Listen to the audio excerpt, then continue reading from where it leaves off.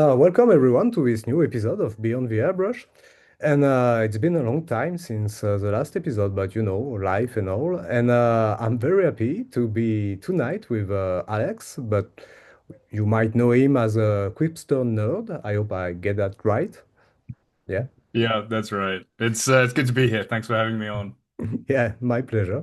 And today we are going to talk a lot about heresy, obviously. And for the first time, we will discuss the Third Legion, the Emperor Children. And I'm very happy because, I'm trying to be not traitor or loyalist, too much focused on the Mhm. series and to have a bit of everything. Is that in English? In French, we say œcuméniste, which is ecumenist. Yeah, okay, I Yeah, get it. well, you get it. And I'm very happy to have at last someone who is deep into the Emperor Children. And we are going to discuss how deep you went about their background and lore, because, yeah, that one was really cuckoo bananas, but yeah, that was awesome. So, up, what are you doing, Alex? I am doing good. I'm also extremely tired. Literally I think I'm known at the moment a lot for my heresy stuff, but the last, I think, 2.5 months, I've been rapidly painting Bretonians for an old world event I went to last weekend. Fantastic event, had a great time, but I'll be happy not to like speed paint Bretonians or like just it's the horses that get me. It's the worst. Like speed painting horses. Yeah, yeah, no, that's Yeah, very just crazy. Yeah. absolutely Uh, not. so you're from England, if I'm correct. So Indeed, indeed. indeed, and you can follow if you're not already, which isn't a good idea not to follow the man, but you can follow the man mostly on Instagram at Quipsternerd. And you have, so I'm sorry, I did the presentation a while ago, so it might be not up to date for the latest posts on the side of the screen. And just a quick word, because you are one of the few hobbyists who enjoy putting himself on Instagram. And Hmm. actually, well, I don't do that myself, but that's my personal choice. And but I really enjoy your pics, like the one below, like the guy with the smirk, like Josh, yeah. yeah. I'm about to do something like really naughty to those guys, and they are not aware about that. I love that one, and just because I might actually, full disclosure, I asked the man if he was willing to take part in the series, and he said yes by principle. I'm talking about your pal, Omega Edge. Josh, yeah. Yeah. Absolute legend. And yeah, he looks like he's a great guy and a very talented painter too. So well, all in all, so we can see a few Bretonians and also some Saturnines. So that's and also that is that really fine cast for the Green Knight? No, no. Mm. So I'll talk about a few different things. So that's actually metal for the Green Oh, Knight. okay. Thank God. Yeah, If it had been yeah. fine cast, Yeah. that would have been awful. I will say, so I bought that Green Knight for my birthday last year as kind of a Mm, birthday treat to myself because I'd yeah, always seen the Green Knight as a kid and been like, oh my God, this is amazing. Like the paint job done by Mike yeah, McVeigh yeah, it was. back in the what, like late 80s. Hmm. It's still amazing. Like I love it. And I'm going to see how much I can replicate it myself. And yeah, I actually met Mike McVeigh a while ago. Really nice guy. But yeah, no, in painting that particular model, I realized that it's awful. Like it's terrible. It's an awful, awful model. Even though I cut the hand off and replaced the sword arm, it's painting it was one of the worst experiences painting I've ever had in my entire life. I'm sitting there just painting, like crying, like, oh, why? But yeah, I mean, so going back to my Instagram profile and like why I do things. It's interesting that you mentioned that I put myself and like my face up there a lot, and a lot of hobbyists tend not to. It's a conscious choice, Mm, why I do it, and kind of there's a few different reasons why. Like number one, I think it's quite important to have a face behind an Instagram profile, because it gives you kind of like a more personal yeah. like interaction when you're talking with someone. Like Mm, they know what you look like. You're not just some like faceless apparition. But also it's kind of like a logistical thing as well, because I'm not sure how many events you're able to go to, but mm, every time I've been to Warhammer Fest, to a heresy event, to 40K event, whatever, or even when I'm just walking around like Warhammer World or something like that, the amount of times people have come up to me and said, "Oh, hey," like blah blah blah blah, and I've just looked at them and just gone, "I have no idea who this person is," you are. but they know me, and like I must have talked to them at some point, and it's just because people don't have their face in their Mm. Instagrams, so I'm just like, I don't know who you are, but I'm gonna pretend like I do.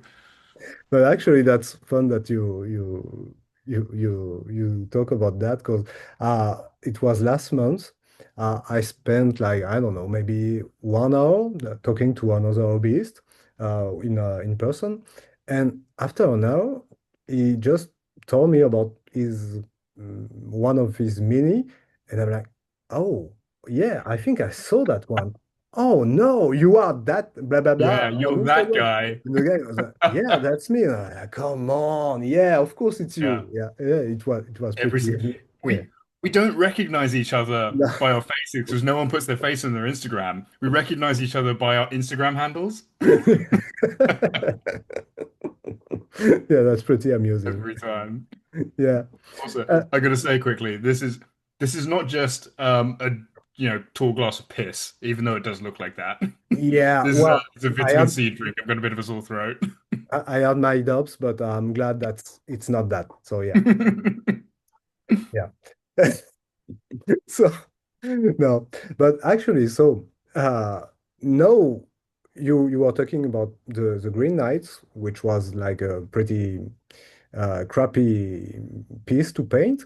Uh, is it because it is metal, or is it because the sculpt is just outdated, or Honestly, both. Um, it's, aside from like the original model and the original paint job, it has no redeeming features. yeah, The base it's on is too small for the model itself. mm, So you can't put it in like a cinematic scene yeah, very effectively. The It was obviously hand sculpted out of green stuff, which means mhm, none of the lines are straight. And like because it's metal, it's very hard to sub-assemble mm. because like the legs aren't quite wide enough, and oh my God, putting it together, Jesus Christ. So like the horse is in two halves down the center, Okay. and the chest doesn't line flush here. Instead, it's like there's this massive gap. So like and literally on the chest, it's this big. And so Uh, like the entire the entire inside of my Green Knight is full of milliput. I had to re-sculpt the chest here so that I could like there was something there because it's metal. You can't bend it back into place because no, it doesn't sit true. mm, So yeah, I had to actually sculpt the horse's entire chest. And so yeah, it's the biggest pain in the arse model ever, just because mm. it doesn't fit together properly and it's just made really badly. Okay. But on the side of the screen, we have another Mm. old school model. Wow. Uh, and I love that one because when did you paint that one? Do you remember? God. Do you really remember? Yeah, I specifically do remember painting this. So that is Colonel Ironhand Strachan. It's the original metal model from what, the 90s? Yeah. So I originally we'll get onto like how I got into the hobby, but there was a period of time where I had a lot of Catachans. And the Catachans had just been released, so I got a bunch of them for my birthday, and I was like, "Well, I guess I collect Catachans now." And this was one of the characters I bought, and I must have been 10 at the Yeah. time, Mm. maybe 9. So I was very young. So 9-year-old me did this. hmm Well, actually, there's something that I really enjoy on this MIDI is the red scars, or maybe it's supposed to be blood. I don't know, but you can tell that there was something behind those red lines. Like you had something in mind, and yeah, I really love all. Actually, even the handle of the gun, which is, Mm, the I wood mean, effect. yeah, the wood effect is impressive. I mean it, like you know. Well, I will say the wood effect is sculpted on. All I did was give it a quick black and then dry brush some brown over the top of it, which is all I was capable of as a child. Good enough. No, I really enjoy that one. That's a great memento of like your first steps in the hobby. Yeah. And Yeah, I'm happy with it to a degree. The thing that really bothers me though is you see on his shoulder there's a giant mold line. oh yeah. It's so bad. But it's like it's funny. So I don't do it actually that much these days, but back when I was a kid, I did a lot of conversions. And like obviously this is a single piece metal miniature, hmm so unless you're gonna just like start hacking it apart, there's not a lot you can do to it. So instead, I don't think you can see the bite marks, but I used a pair of clippers to make the pose different. Ah. So his gun's actually supposed to be pointing a little bit further up, but I was just like, no, no, no, I want him to fire it over his head. So I just angled it a little bit further down, so it's kind of parallel to his other gun instead. I mean, you can feel the inspiration from the 90s action movies, you know, yeah. Yeah, I've been watching a lot of Commando. John Woo. Yeah, and yeah, exactly. But yeah, back in those days, like I mean, uh, everybody loved the Kardashians. It was, yeah, Yeah. they were really awesome. So, uh, back to yourself. So, in which decade were you born? You were born. Oh God. Oh, that's terrible. So I was actually born in the very late 80s. So 1989 was my Yeah. birthday. I was born just before the Berlin Wall fell. Oh, yeah, right. So, yeah, you are among the young ones. Yeah. Ancients. One of the No, the young ancients. ones. I can tell you that. Oh God, I don't know. Look at my hairline and my grays. It's terrible. Yeah, no, I got used to say that it's not that my airline is recessing, it's just my forehead is growing, you know. Yeah. Honestly, I take stuff for it, so I don't lose it that fast. I've seen what my dad and my grandpa look like, and I'm just like, God, not yet. Jesus, let me find a wife first. Fucking hell. And how did you get into the hobby? Oh God. Okay, so this is such a weirdly universal, like British male middle class experience. Like it's such a funny thing. So there's a games workshop in every town and city throughout the whole UK.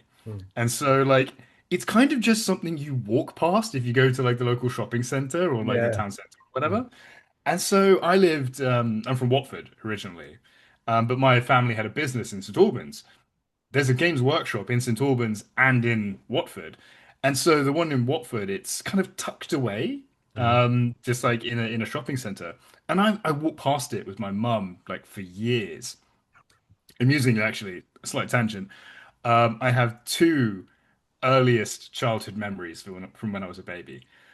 The first one is it was a beautiful sunset looking over a river in Dubai. And you know the call to prayer is happening in the background. It's this beautiful warm evening, and we're on this beautiful boat watching the sunset. Mhm. And my second first memory is in Pizza Express in Watford Town Centre. All right. And it that the reason why I'd always walk past that Games Workshop is because my mum would always go shopping and I would be with her and we'd always walk past it. And I remember looking at it every single time and being like, what Mm. the hell is that? That's super cool. Like that's really awesome. But like obviously I was a bit young. I must have been like 6 at the time. Yeah. And then I had a couple of cousins who were like 5, 6 years older than me. And I remember like we sort of used to go and stay at theirs. And they had this box in the attic. And it was full of these colorful cards and like these weird miniatures and these metal things. And I look back now and I realized they had the second edition starter box set, and it was full of Yeah. like the The card good dreadnought and like the shock attack gun and like all this the kind of stuff. the And so like eventually I plucked up enough courage and I walked into this games workshop. I must have been like 7 or 8. And walked in, I was just like, what is any of this? And I remember specifically, I think the first one I walked into was actually in Hemel Hempstead, but I walked in and my mind was blown because they had this display in the shop. ah And this was back in the day when Games Workshop gave way less of a shit about intellectual property theft. And so they had it was this dam, and going up the dam were like the original Xenomorph Hormagaunts, the ones that were just a rip-off of Alien, like yeah, just actor. those. Yeah, yeah. And they We were can like say that. punching their way, yeah, they were punching their way up this dam, and at the Yeah. top were a bunch of Imperial fists like shooting down at them. Whoa. And I was like, this is the coolest thing I've ever seen in my life. I'm doing this. And Yeah. so my dad's always been very supportive. Even if like so in my family, I'm the oldest. I've got two siblings, my brother and my sister, they're both younger.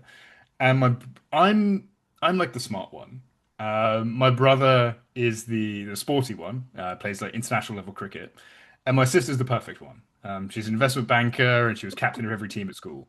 So we hate her. No, we don't really. She But doesn't play Games Workshop games. she does not. No, she's Yeah. way too cool for that, Yeah. honestly. Yeah. But yeah, so my dad never really understood any of my predications because my dad's actually a bit of a jock. Like at uni, he was a big rower. He told me once he was doing a pull-up competition with a friend of his, and they stopped not because they like got tired, but because they lost count. And I was just like, Jesus Christ, I think I can do 10. Give me a break. Fuck. But yeah, so basically my dad was always very supportive of my like super nerdy hobbies. And I think originally I got because you could get the what are they called? You could get the not the tactical squad, but the combat squad. So Yeah. 5 guys Hmm? as opposed to the usual 10. Ten. So Yeah. my dad got me a combat squad, and I got some paints with it as well. And then sort of later on, it was Christmas, and my dad got me the third edition box set for Whoa. Christmas. So Whoa. the Dark Eldar that had just arrived and the Black Templars. And I wish I still had this. I wish I still had it. I'd repaint it now. I don't know if you remember this, but there was a special edition Black Templar Captain that came in like it must have been the Christmas edition of that starter box. And he's Uh, got the axe in this hand and the weird looking bolter in this hand. There are options for it in the new not Caliston kit, but the new Marshall kit, the plastic one, because it's got like a grill face as well. yeah. That's modeled on this special edition one. And I'm gonna change the camera a little bit. There we go. Okay. And so yeah, I got that in the box as well. And my dad gave it to me, and I was like, this is the coolest thing I've ever seen in my entire life. And kind of from that moment onwards, I was bang, I was straight in. Mm. Um, I always had like a routine as a kid. Um, I do you ever remember a show called Dark Angel? That doesn't So ring a bell. it was the show that made Jessica Alba famous. It was her first like big break. It was a kind of sci-fi show. Oh, yeah, So, yeah. Okay, yeah. yeah, yeah, I that rem one. well, the name rings a bell, but I never watched it. Yeah. So I watched it religiously as a kid. Okay. Um, Weirdly, I think I was so young, it never occurred to me that Jessica Alba was just really hot. I just really liked the show. And even worse than that, so I used to watch, it was like back in the day, we didn't have like satellite TV or anything. We had Mm. 5 channels. And so Channel 5 on like a Saturday night would have Charmed and then Dark Angel. And I'd watch it. I'd watch Charmed and then Dark Angel. And I like amusingly, not for the hot girls, but because I really like the story. And then I'd sit down for like 3 hours and listen to death metal and paint Warhammer. And that was my every Saturday for about 4 years. Yeah, I love the the paradoxal hobbies like the TV shows and Warhammer. So yeah, I love that. I But yeah, was not a cool child at all. I'm yeah. just gonna put Well, that out there. I mean, well, I don't. Yeah, obviously, the Warhammer when you are in your teens is not the coolest thing that you can do as a boy or as a girl, actually. But then, now that we are grown-ups, we can say that we are glad to be nerds and that we just don't care being nerds and that actually we are not that nerdy in the end because Yeah, you know 100%. I we mean, can. yeah, it's actually a funny thing. So I everyone usually does Warhammer as a kid, then takes a break when they discover girls and parties, Mm. and then they come back as sort of like late 20s, early 30s adults. But I actually ended up taking two breaks by accident. Um, so my first break, sorry, I'm full of chicken katsu I just had dinner. Oh dear. So my You're going first to be break, okay. Yeah. yeah. So my first break was so my family actually all moved to India when I was 13. Okay. Um, but I was about to do my GCSEs, so my parents were like, right, okay, you can either come with us to India or we're gonna have to send you to boarding school. Oh. And I was a very stubborn child. I didn't want to go anywhere. And one of my cousins was already at boarding school. So my dad's company paid for it. And they were like, okay, we'll send you to this boarding school, the one that your cousin's at. I was like, Mm. okay, perfect. I don't know if you, in France, I assume boarding school is actually very rare. Um, it's a bit more No, common. Yeah. yeah, well, it's not rare, but we have some. Yeah. Okay. I don't know if you know anyone who went to boarding school, but they're all fucking weird people. Well, Like, actually, the only ones I know were two buddies of mine. Well, actually, one buddy of mine and his brother, and they were sent to boarding school because they went a step too far in doing nonsense when we were in what, college? Yeah. Yeah. Well, yeah, yeah. that sounds about right. Yeah, we Honestly, had quite how do you say that? Uh, tumultuous. animated teenage with my friends. So yeah, well, Yeah, it sounds about right. yeah, no, no, So, it was more of a punishment than anything else. But yeah. oh, I get it. But this is the thing, when you live in a school, Mm, it's it's like literally 400 teenagers with no parental supervision living together away from their families for the first time ever. So like it's a powder keg and it's a very high pressure environment. mm, I only realized this years later, mm, but the school I went to was called Felsted. It's in Essex. And the first thing anyone would do if you got like back home for a weekend mm. um, was that you'd fall asleep for 12 hours. And it was only like as an adult I realized like, oh, it's because my body felt safe because I wasn't at school. Because like when you're at boarding school, any sign of weakness, everyone's gonna jump on you. Mm, Like they're gonna mess with you. They're gonna like you're gonna wake up in the morning covered in shampoo or like something stupid. Like they're gonna mm, prank you. That's just a thing that's gonna happen. mm. So you're kind of always a little bit on edge. You're always expecting to walk around a corner for someone to just slap you in the balls, kind of thing. I'm genuinely kind of shocked any of us can have children because we got slapped in the balls a lot. The worst was a belt. Like if they catch you with the buckle, you're just like, oh God, oh Jesus.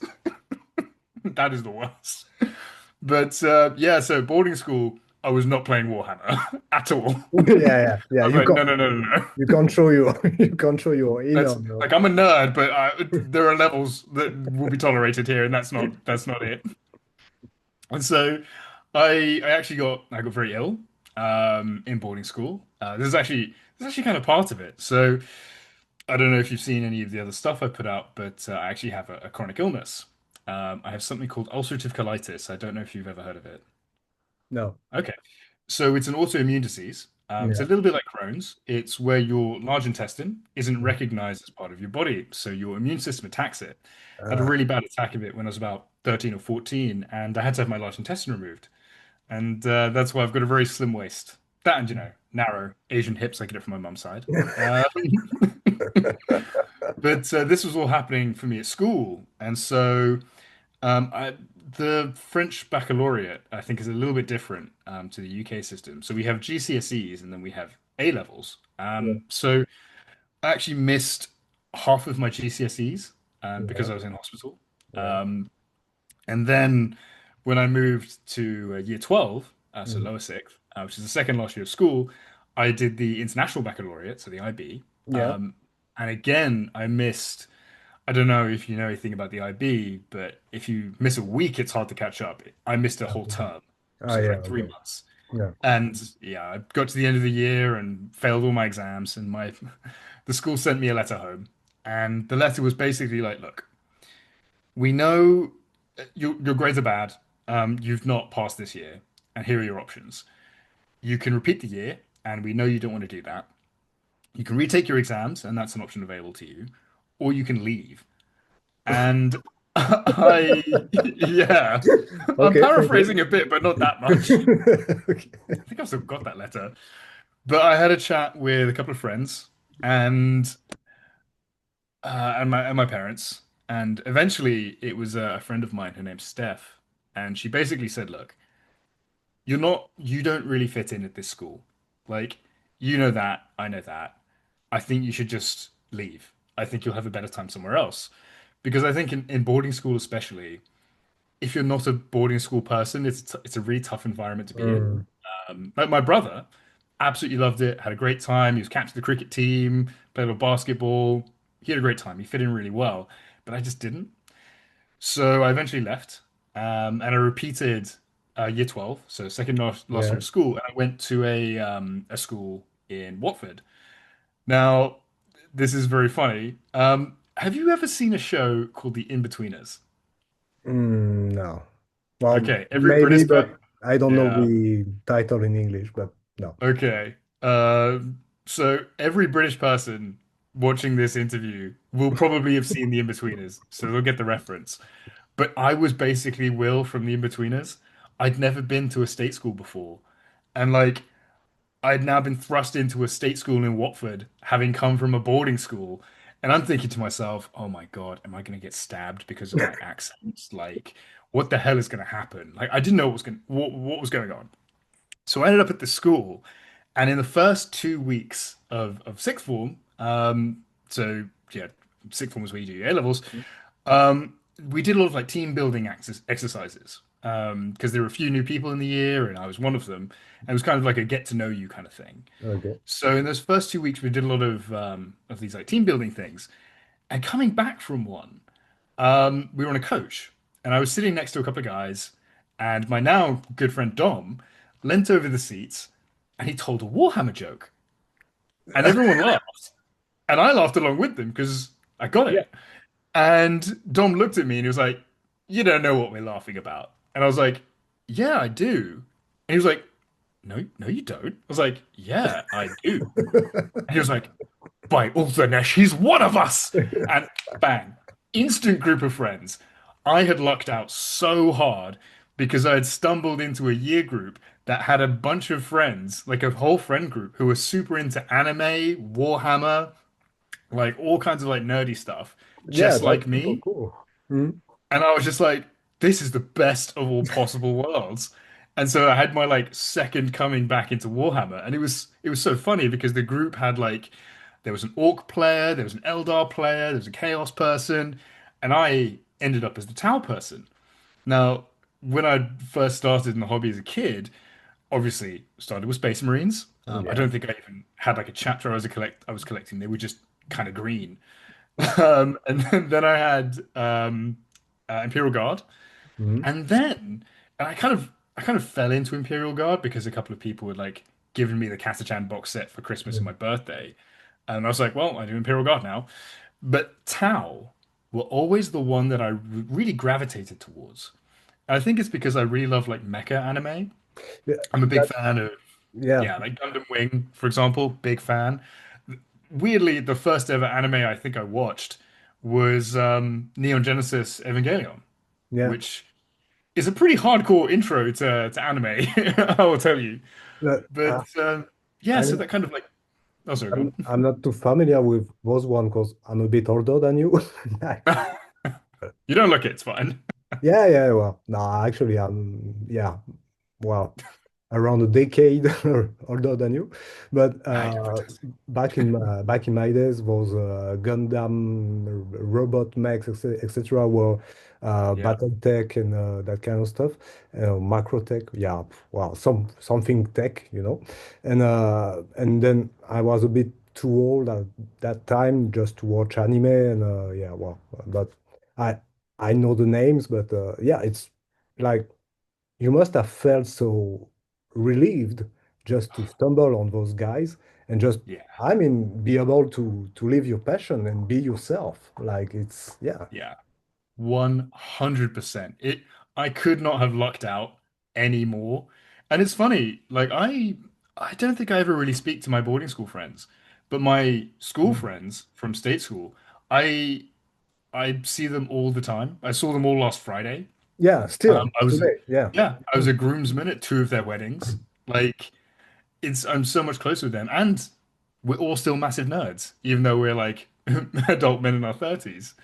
And so yeah, it was really interesting because like I came into that group and I came in as the Tau player.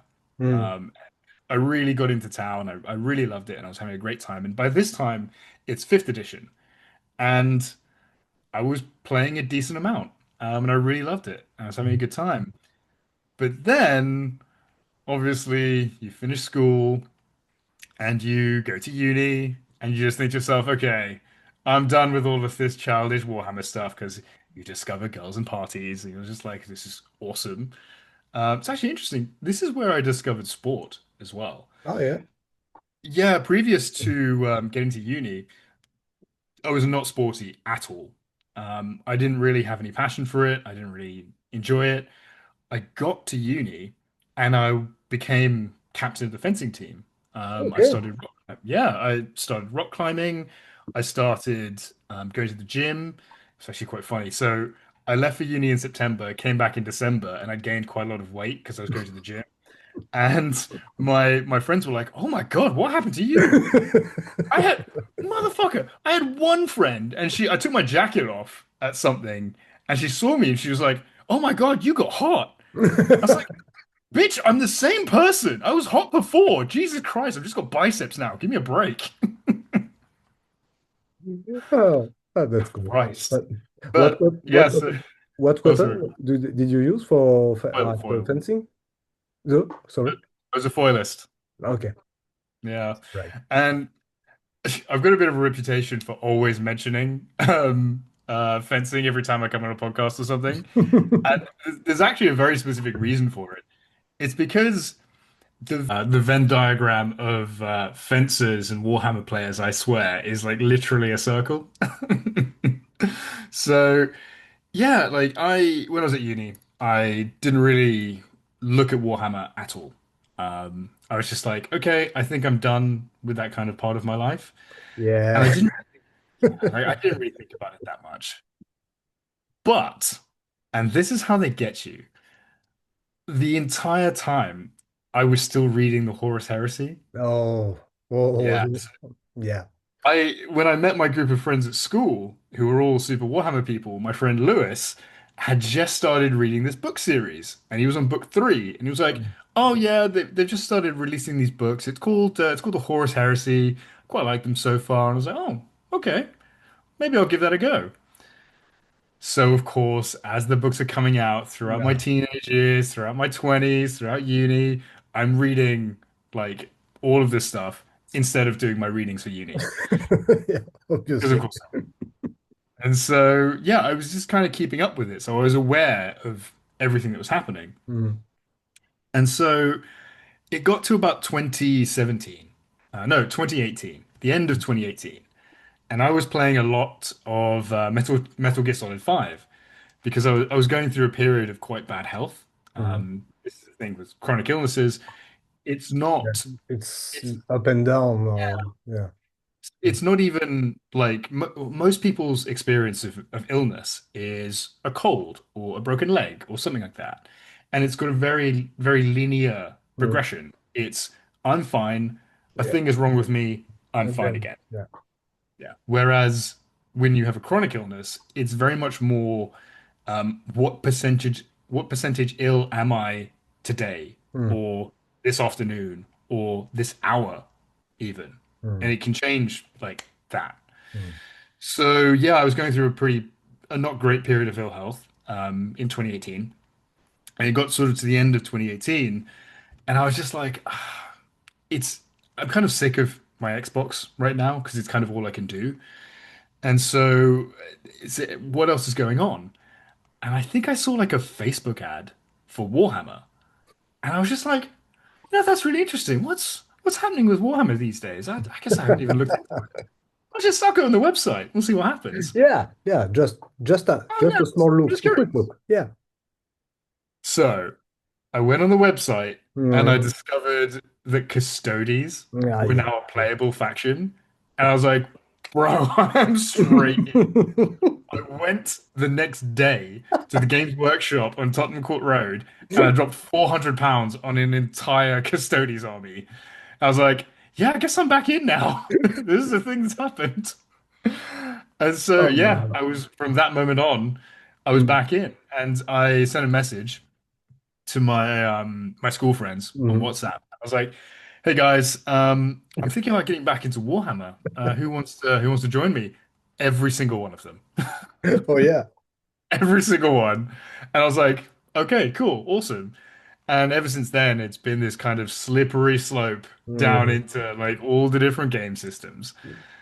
So yeah, it's been this crazy like progression because like I always thought to myself, okay, I play Warhammer 40K, I love Custodes, these are my faction, that's kind of all I want to do. And then I I always had this love for the Emperor's Children. I think we'll kind of get onto this a little bit later anyway, but I always said to myself, okay, Emperor's Children are my favorite faction ever, aside from Custodes. So, if the heresy ever comes out in plastic, I'll do it. Mm. I'll jump in. And I specifically remember saying this to Josh, to Omega on Edge, because he's a big, big heresy guy, but he's Alpha Legion. Mhm. And I said, he was like, "Oh, dude, like, you'll love it. You gotta come play heresy." I was like, "No, dude, come on. If it ever comes out in plastic, I'm 100% on board, but that's never gonna happen, is it? Yeah, yeah. And Is then it?" tack. Yeah. Jesus Christ. They got me. They got me so hard. Yeah. Oh man, but yeah, it was just like fun progression, like getting into 40K. And I always say this to people, like Warhammer is a really interesting hobby because you are by necessity face to face with someone. Mm. And so like I remember very specifically, I've made more friends playing this hobby in the last 3, 4 years than I have in the last 5 years living in London. Mm. Because you just don't make friends as an adult unless It's not it's the through, same. Yeah. yeah, you just can't. And like I work in a small family business as well, so I don't have like colleagues as friends because Yeah. like Mm. technically I'm the boss Mm. and we employ like 4 other people, and so it's just Yeah. like cool, great. Mm. So yeah, just coming into this hobby, Mm. a lot of people will say like, yeah, the reason I stick around in this hobby is mainly because of the community. Mm. Now everybody tells that. Yeah, Everybody.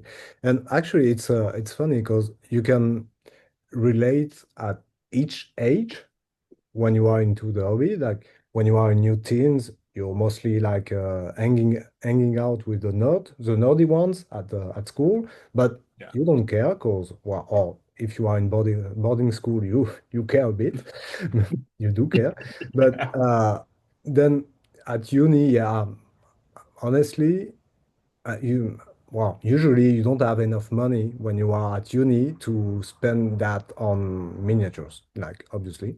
exactly. If you are able to eat pasta and 2 meals a day, already a good day. But then, well, when you start working and so you have less time, and then maybe you have a family and kids, etc. Then yeah, it's pretty hard to make new friends. So well, I mean, people do. Well, you can meet people on sports or other artistic activities or whatever, but doing those Warhammer or I don't know. I saw a lot of grown-ups playing role-playing games too, like Yeah. Dungeon and Dragon, etc. And actually, you know that you can meet like-minded people. Well, I mean, I wouldn't go in holidays with the most people I played Warhammer with, but I met really a bunch of great guys and girls too. And yeah, it's amazing how you can connect around the same passion for the hobby. And I really think that the heresy has something deeper than the other games from Games Workshop, I mean, because the background and the lore are really deep, extensive, and you can pick your favorite character and you can argue about how Emperor children are cool or not for hours, and Yeah. it's just yeah, and you would have spent a great evening speaking about the law just itself. But yeah, It's interesting. Yeah, I mean, the heresy community is always a really interesting one for me because technically speaking, I feel like I'm coming into the heresy community as a bit of an outsider because I mm, didn't start in heresy and yeah, I've only played it for a couple of years now. So mm, 3 years since the beginning of mm, first or second edition. yes, mm, And coming as an outsider from 40K, I have noticed there's, in my opinion, an uncomfortable amount of elitism yeah, in the yeah. heresy community. Well, And I'm happy to call that out. And I know where it comes from. Um, Originally, when Heresy was in its first edition, everything was in resin. yeah, Uh, so everything was expensive expensive and not friendly for teenagers or kids. and not Uh, yeah easy to build or anything. Yeah.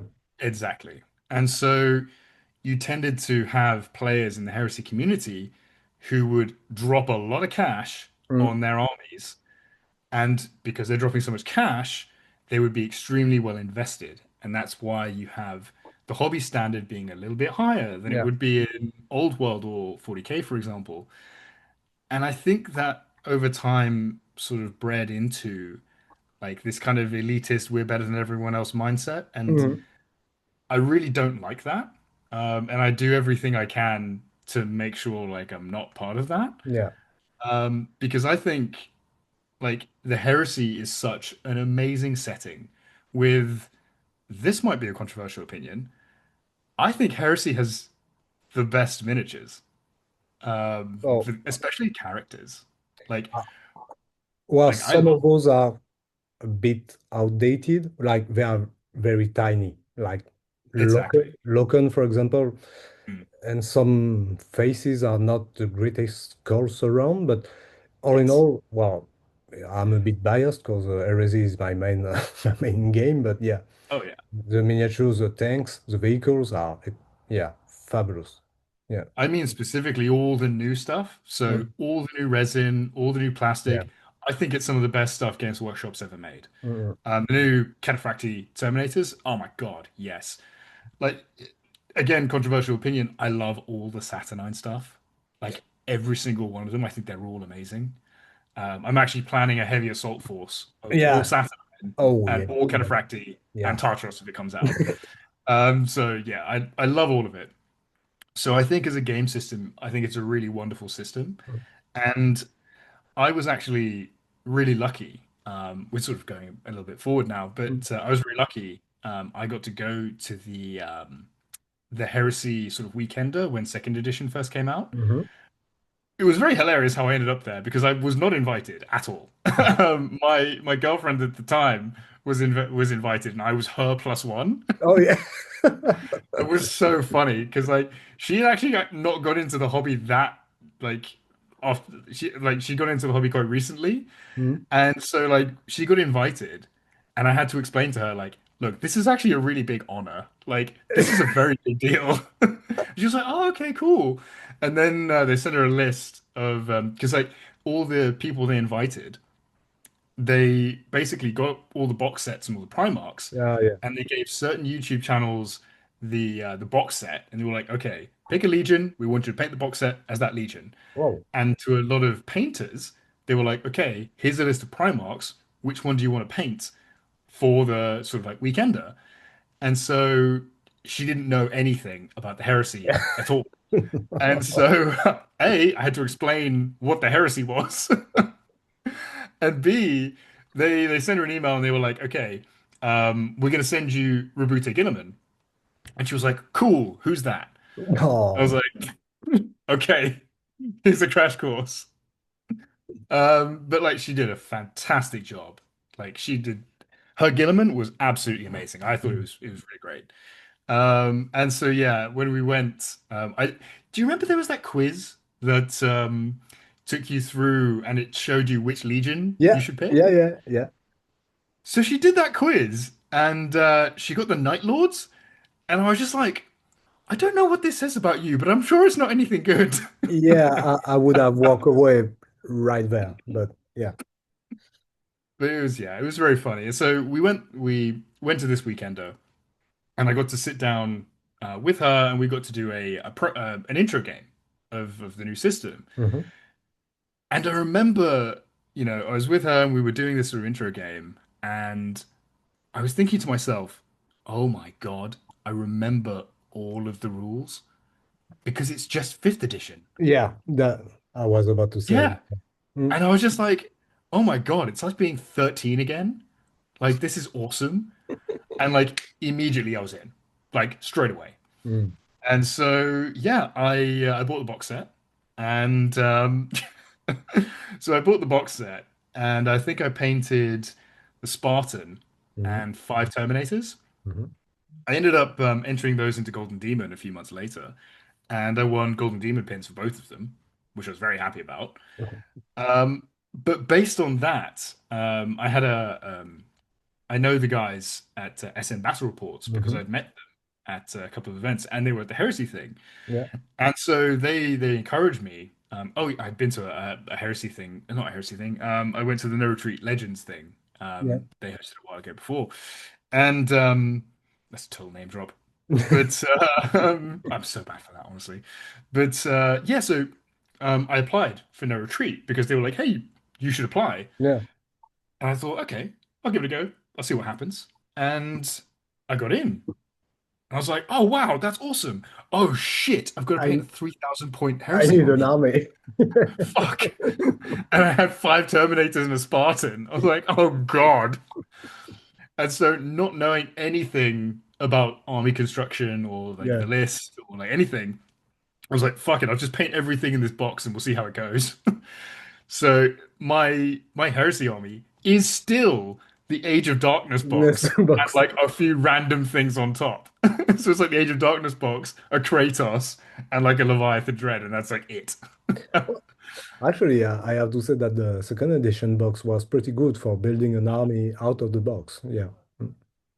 Yeah, it was really good for constructing an army out of the box. Not very good for making a good army out of the No, box, no, obviously which not. is why I lost a lot of games in second edition. It's actually so in the No Retreat WhatsApp group, it's kind of like this running joke that I just have like this Age of Darkness box and like nothing else. And they're just like, dude, just paint anything else. I'm like, but I've got my Age of Darkness box. Callum actually, who's been on this before, like relentlessly has taken the piss out of me for that, and he's right to, quite frankly. Well, But it was after 2 or 3, no, 3 years, no, 2.5 in second edition, and you still only have the Age of Darkness box. Yeah. um I've added to it a little bit. Oh, okay, So that's fine. No, that's that's fine. That's fine. we're getting there. But oh God, man. Okay, I can complain about this. This was actually quite funny when it happened. So I'm on the Games Workshop like previewer list. Mm. So sometimes if they've got an article coming up, they'll send us stuff to me and they'll be like, "Hey, can you paint this for an article?" And I was like, "Yeah, sure." So they sent me the some stuff for Saturnine. The third edition was coming out, and they were like, "Oh, we'd like to, post some stuff on this article." I was like, "Okay, cool." So they sent me a Saturnine Dreadnought. I was like, "Oh, absolutely amazing, great." Have you put one together? Not yet. Okay, okay. It's So still in the box, but yeah. so they sent me a Saturnine Dreadnought, as like three or four loose sprues in a bag with no instructions. And I was just like, bro, what do you want me to do with this? Like, what Well, the fuck? actually, then you feel back in the days with the all the Forge World building instructions. Yeah. I'm like, Prefix. Yeah, that's a Storm Eagle. yeah. Yeah. Step one, take it out of the bag. Step two, store me. Yeah, Ta-da! literally. It was that. And like the Saturnine Dreadnought, each foot is 20 different pieces. And Oh, so I'm looking at it, I'm just like, oh my God. It was all put together, it was fine, it was in the article in the end. And yeah, it was good. But yeah, I gotta say, I love all the new Saturnine stuff. I think it's really, really nice. well, actually, I wasn't convinced at all by the box and by the Saturnize, but I wasn't even going to get the box. And then one of my buddy sent me a discount link to get the box, and Nice. I think wow, it was 150 euros, well, maybe 180 pounds for the box. So I said, yeah, well, no, I can't pass on that. No, I can't pass on a bargain for miniatures, you know. So I just got that box. And actually I built three Saturnines and but well, I mean, I converted them with demon parts, etc. for the world bearers. And actually now I really enjoy the kit. And the thing that really surprises me is that the kit is actually pretty modular. It's very Yeah. easy to give them dynamic poses, etc. And every time I see somebody posting Saturnines on Instagram, they are just brum, just Yeah. with the guns and the two legs on the ground. And yeah, I can't really understand why, but yeah, no, actually, no, I'm yeah, I love them. Yeah. I I'm a sucker for that kind of scale as Yeah, well. yeah, yeah, they are very, yeah, they are They're pretty big. super Yeah, good. yeah. It's it's actually a thing that I've been doing in every army. So I focus, or I try to focus on a particular painting technique in Mhm. every project that I do. So my Custodes, when I first got them for 40k, that's my edge highlight army. Yeah. Uh, my Imperial Fists were originally my contrast paint army. That's why the first ones look shit. Mm. Then my Emperor's Children are my airbrush army, and Mm. I learned how to airbrush by doing 3,000 points of Emperor's Children. And like it's it's because, and this is why I do so much army painting. Before I did Warhammer, in 2018 and 2017, I was doing a lot of photography. Um, so my one of my good friends is a DJ, and I became like the sort of official photographer for Mm. their DJ group, and it was kind of like my side hobby. And I in 2018, I look back and I took over 20,000 pictures, Whoa. of which I edited probably about 5,000, I think. Yeah, it was a lot, and that's how I learned how to use Lightroom, and that's how I began to understand photography and depth and how to use Mm. cameras and this kind of stuff. And so there's a story I found somewhere, and it was basically this guy who was teaching a photography course, and he had two groups of students, and he taught them very differently. One group of students, he said, "Okay, you're going to take one picture." And that one picture, you're going to make absolutely perfect. You're going to do everything you need to. You're going to edit it. You're going to find all the colors properly. You're going to do everything you need to make this absolutely perfect. And to the other group, he said, you're all going to take 1,000 pictures by the end of this course. And you're going to get a little bit better every single time you take a picture. And by the end of the course, the people who had one picture were nowhere near as good Mm. as the people who took 1,000. Yeah. And I've always been sort of intrigued by that because I think it's true. The more you do something deliberately, the better you will get at it. Mm. So there's this theory, I think it's by Matthew Said. He talks about the 10,000 hours to gain mastery over something, to become world Yeah. class at something.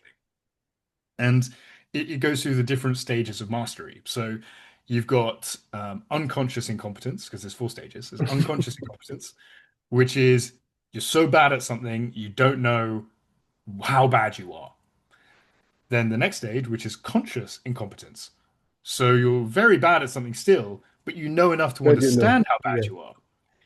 Then conscious competence. So imagine like tying your shoelaces.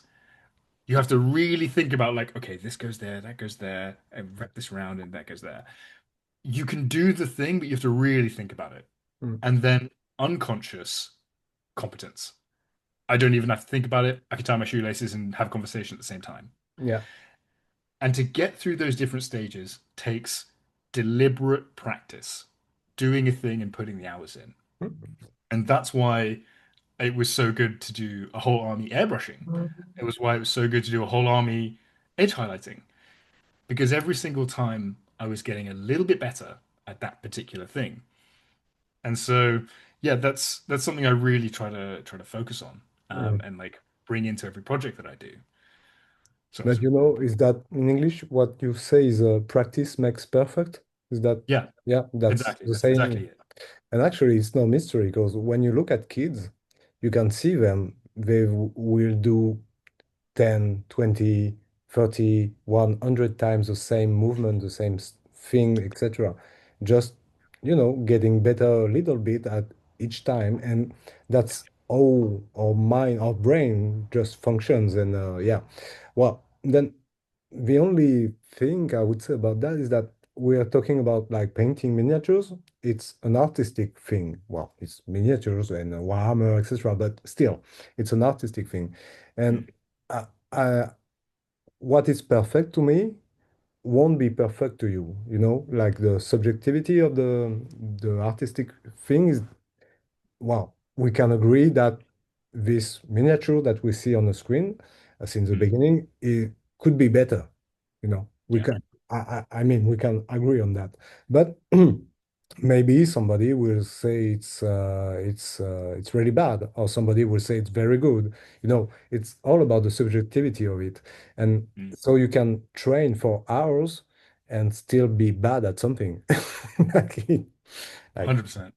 but still, but I mean, I get the point, and I totally agree with that. It was just you know, just for the pleasure of Exactly. discussing it.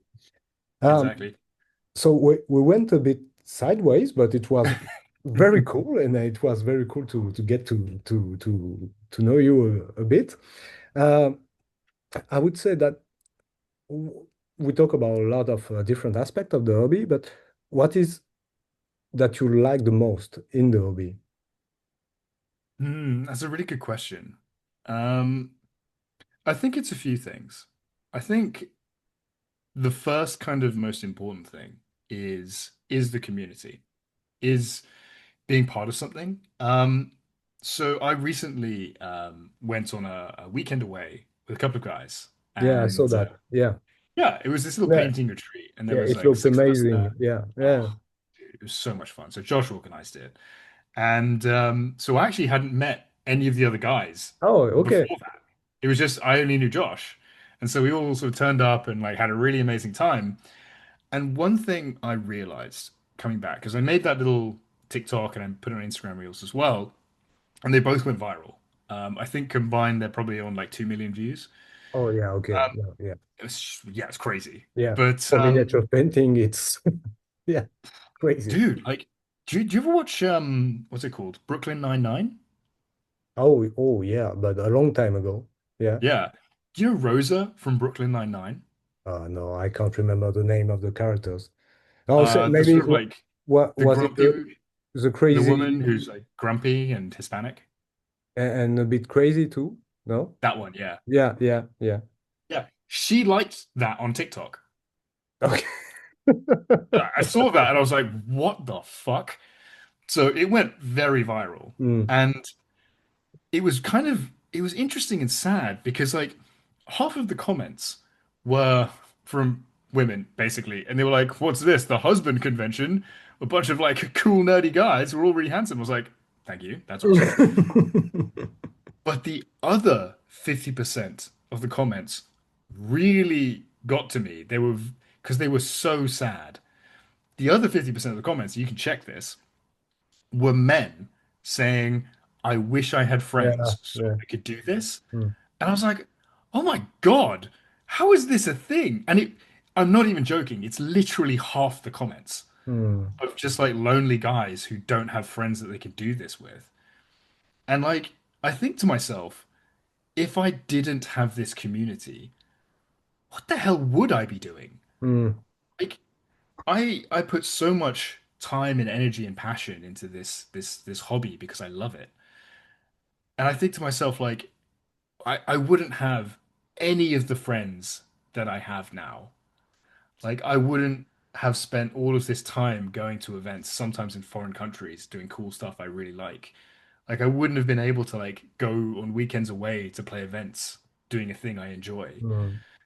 And so, like, that's that's a really core part of the hobby for me. Yeah, but I think you have a point there because the community is like very connected with the social networks, etc. Yeah. But actually, very few people have very close friends within the hobby, like friends with whom you can go grab a beer, just not only playing Warhammer or painting or etc.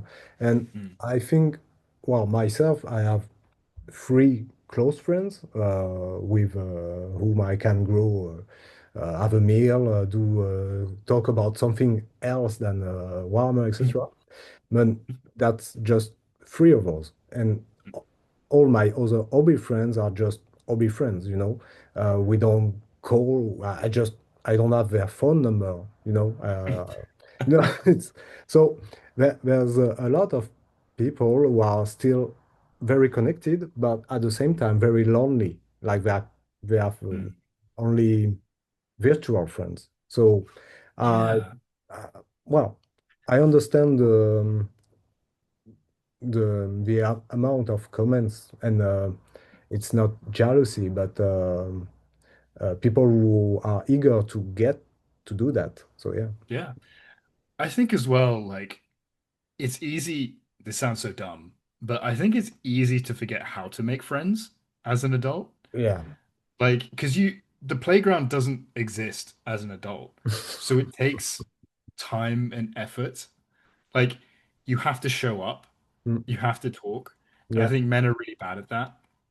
There's a really good SNL skit I really enjoy, and it's called like Straight Male Friend, yeah, and it's about one of the gay guys on the cast talking about how he enjoys having a straight male friend as opposed to mainly female friends, mm, because his straight male friend is just like he'll say, "Oh, yeah, I'm moving to Europe for 7 years," and the straight male friend is just like, "Cool, hit me up when yeah. you're back," kind of thing.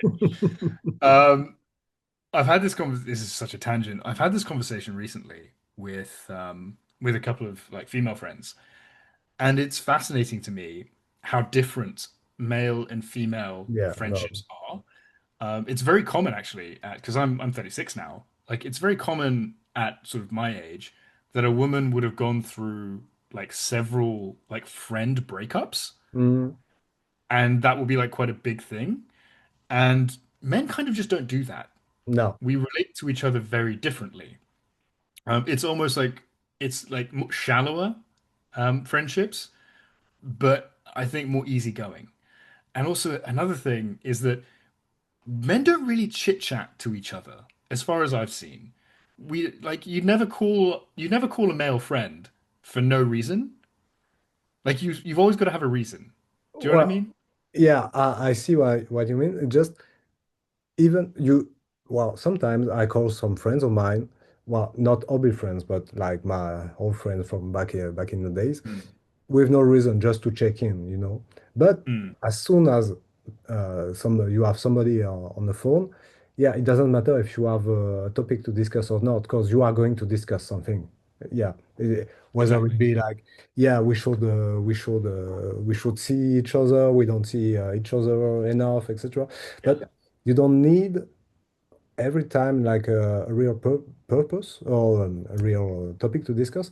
But mostly you don't just call to talk about the weather. You Well, don't call for sometimes, no reason. well, Actually, often you call a friend just to complain about your wife or girlfriend, That's yeah, that's yeah. Because I mean, you I don't have that problem yet. well, you'll see. So Okay. so you can experience some empathy, Yeah. like yeah. But But this is the thing. Like, I think men do a lot better when we have groups to talk about very oh, specific things. just Like, yeah, I agree 100% with that. It just I don't want to sound like misogynist, but yeah. when you at work, Mm. well, that's my personal experience. Men will have when they have an issue, they will come to you and discuss it.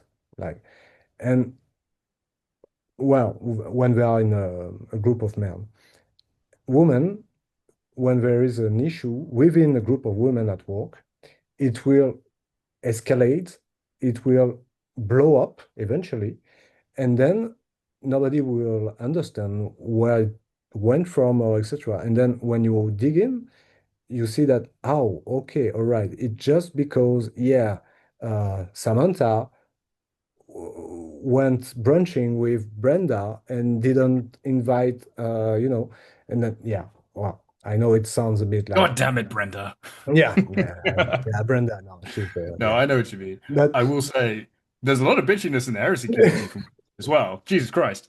yeah, But I think men do very well when we're in groups to do with like hobbies or mutual interests and that kind of stuff. And if you don't have, as a guy, something that you're super duper into, then I think there is a kind of this weird hole in your life. mm, And it can make you feel very lonely. That's why, like in London, for example, running clubs are a big thing because rumming clubs, we, is that club yeah, where you drink rum? you go running. Okay. Yeah, it's a running club. That kind of thing is very popular just because, like, outside of work, you don't get to meet new people. Mm. You don't have a community. And so, like, being part of a community is very important, I think, as an adult. And Warhammer really does provide that. That's why, like, I evangelize the hobby to my other friends because I'm like, look, this thing's fucking awesome. Like, I have so many friends because of this, and I get so much enjoyment, and I love it. So yeah, I do. On a slight tangent, this is why I find it really funny when people try and like call me up on law stuff because they like I'm I don't think I fit the stereotype of like the massive Warhammer nerd that well. So I think people underestimate like how much I do know about the hobby Yeah. and like how deep I am into it. So sometimes like I've had people like try and call me out on like law stuff, and I'm like, bitch, I have a reference for you. This is exactly where I'm talking. Like, this is where that comes from, and this is where like the Emperor's Children thing I did comes Yeah. from. Because See, professional, brought it back around. yeah, no, that's a good one. And I mean, we will talk about just in a few seconds. Just maybe, is there anything that you dislike in the hobby? Because we talk about like a lot of things that you like, but is there something that you dislike? Honestly, the only really big thing I dislike in the hobby is gatekeeping. Um, I think the hobby should be shared among as many people as possible. Mm, Um, I I don't know. Some people are going to say that I'm sort of pandering when I say this, but I think it's true. I'd love to see more women in the hobby. yeah, Um, I think it would be fantastic. but I don't actually, think. just I'm sorry because I have an anecdote from last night about that. It's just Mhm. well, I made the mistake once to bring my wife into a Warhammer shop. And actually, she was very shocked by the general people who were hanging in the shop. And I have to say that, yeah, well, it might be a bit different in England, but in France, the typical hobbyist is, well, actually, he wears like a black t-shirt, mostly from a, I don't know, metal band. Maybe. He, Yeah. he maybe didn't wash his hair since a few days. Maybe he didn't. have a shower since a few days, that kind of stuff. So yeah, she was pretty shocked by the people. And Mm. yesterday evening, we have two kids, and the eldest, who is 7, I was reading an old white dwarf with the wood elves. Oh And yeah. they are riding on deers. They have giant eagles and that kind of stuff. So my my daughter told me, "Oh yeah, I want to have a wood elf army." I was like, "Yeah, come on, that's so Nice. cool! Yeah, a wood elf army." So I told my wife, "Yeah, well, she wants a wood elf army. Maybe for Christmas I can get her some miniatures." And my wife told me, "Yeah, okay, stop right there. I don't want her to turn out like a gothic chick and everything and to hang out with strange people in Warhammer shops, etc." I was like, Yeah. yeah, you're right, Tony. Yeah, no, my my bad. That's no, my bad. Yeah. So, but It's that's my interesting. personal experience. I'm a little bit biased because I live in London. So London's got 7 million people. Yeah. So the Warhammer scene is huge Mm, and very diverse. And because it's a hobby that started in Britain, I think it's just got a higher proportion of people that play it mm, here or have played it in the past. Um, it is something I've seen over time that I think the stereotype of, the Warhammer player, at least in the UK, mm, is beginning to break down because, I think when we were playing as kids, especially, we were all those like metal band wearing black t-shirt, long haired, unwashed teenagers. That was definitely me. But we're kind of all adults now. mm, Like we grew up, we've got kids. Like I'm one of the only single Warhammer players I know. Everyone else I know is getting married, is married, or is mm, on their second kid. There's one particular thing that happens in the Lion Primarch novel, and it's basic. I think it's so emblematic of his character as a whole. And basically, he gets confronted. I'll try not to do any spoilers. He gets confronted by a human in his fleet who turns out to be a kind of like double agent. mhm, And this person basically looks at him in the face and goes, "You don't know who I am. I could be anyone." And he turns around and he goes, "No, you're this person. You've done this in your past. This is your name. And like you've done these things. And you were stationed on this ship." And this person's just like, yeah. "How do you know any of this?" And it's because A, he cares, and B, he understands that level of detail that he just knows everyone in his entire fleet. And Mm, he says back to this person, like, "You're here because I said you should be here. Like, that's why." mm. And he has this reputation, the Lion, of being very standoffish and very cold and very uncaring. But actually, he cares a lot about a lot of things. Yeah, but the one thing that is very disturbing knowing this is that Yeah. how come he doesn't say anything to his buddy Luther before sending him back to Caliban? Mm. It's a bit awkward. Like, Yeah. So I will say, because the heresy is so old, there are some things in the yeah, heresy that are just undercooked. yeah, So like Ferrus Manus dying immediately, Luther being sent back to Caliban at the beginning of the Crusade. yeah, Like these are things that should have changed and they should have retconned, in my opinion. mm, Like if Ferrus Manus died in the middle of the heresy, that would be so much better. yeah, And like if, for example, the Luther gets corrupted halfway through, mm, like the Great Crusade, or something happens later on, because mm. these characters we just don't have enough screen time with them Exactly. to really build up this emotional resonance with them. Yeah. So yeah, that's I don't like when these big characters are used to like punctuate big things happening. Mm, It's like don't just do that. Don't do the Game of Thrones thing. mm. Don't be like, "Oh, this is a big thing. That important person just died." Like, No, that person's on a journey. They've got a story. Like, don't just kill them. Like, do it in service to their character, kind Yeah, of thing. okay. Yeah, but you have like a character like Argeltal, for example, is a Yeah, great character.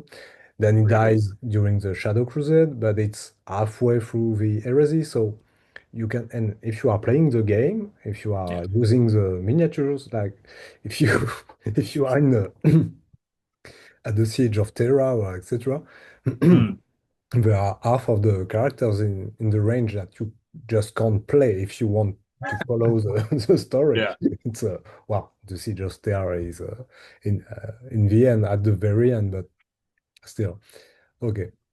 But for yeah, sure.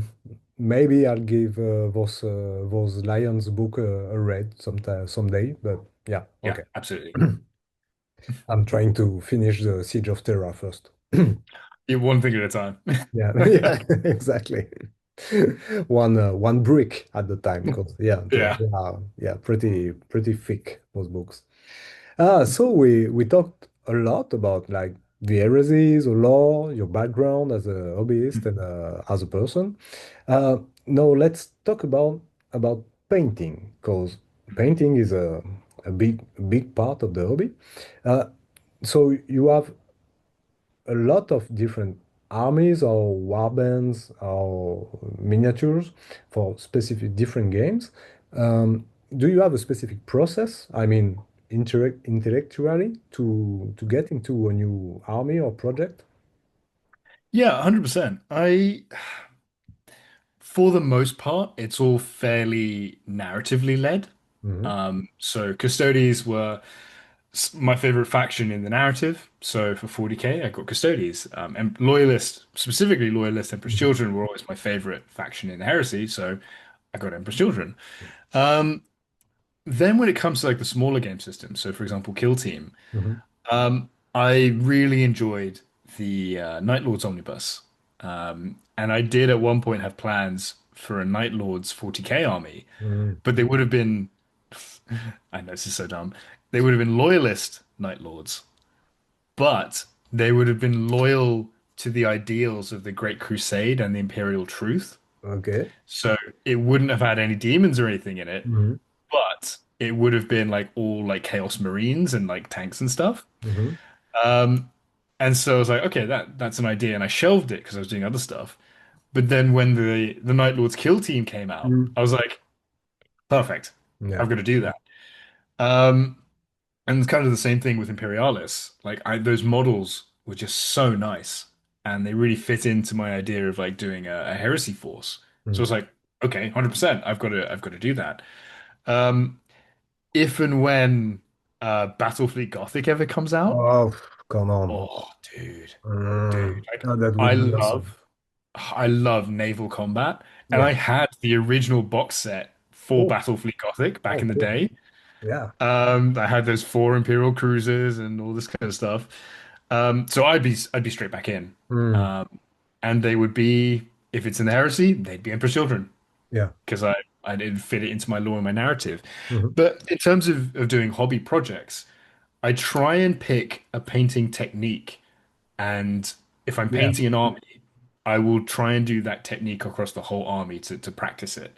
So, for example, these new Bretonians that I'm doing, it's a lot of simple freehand Mm. patterns.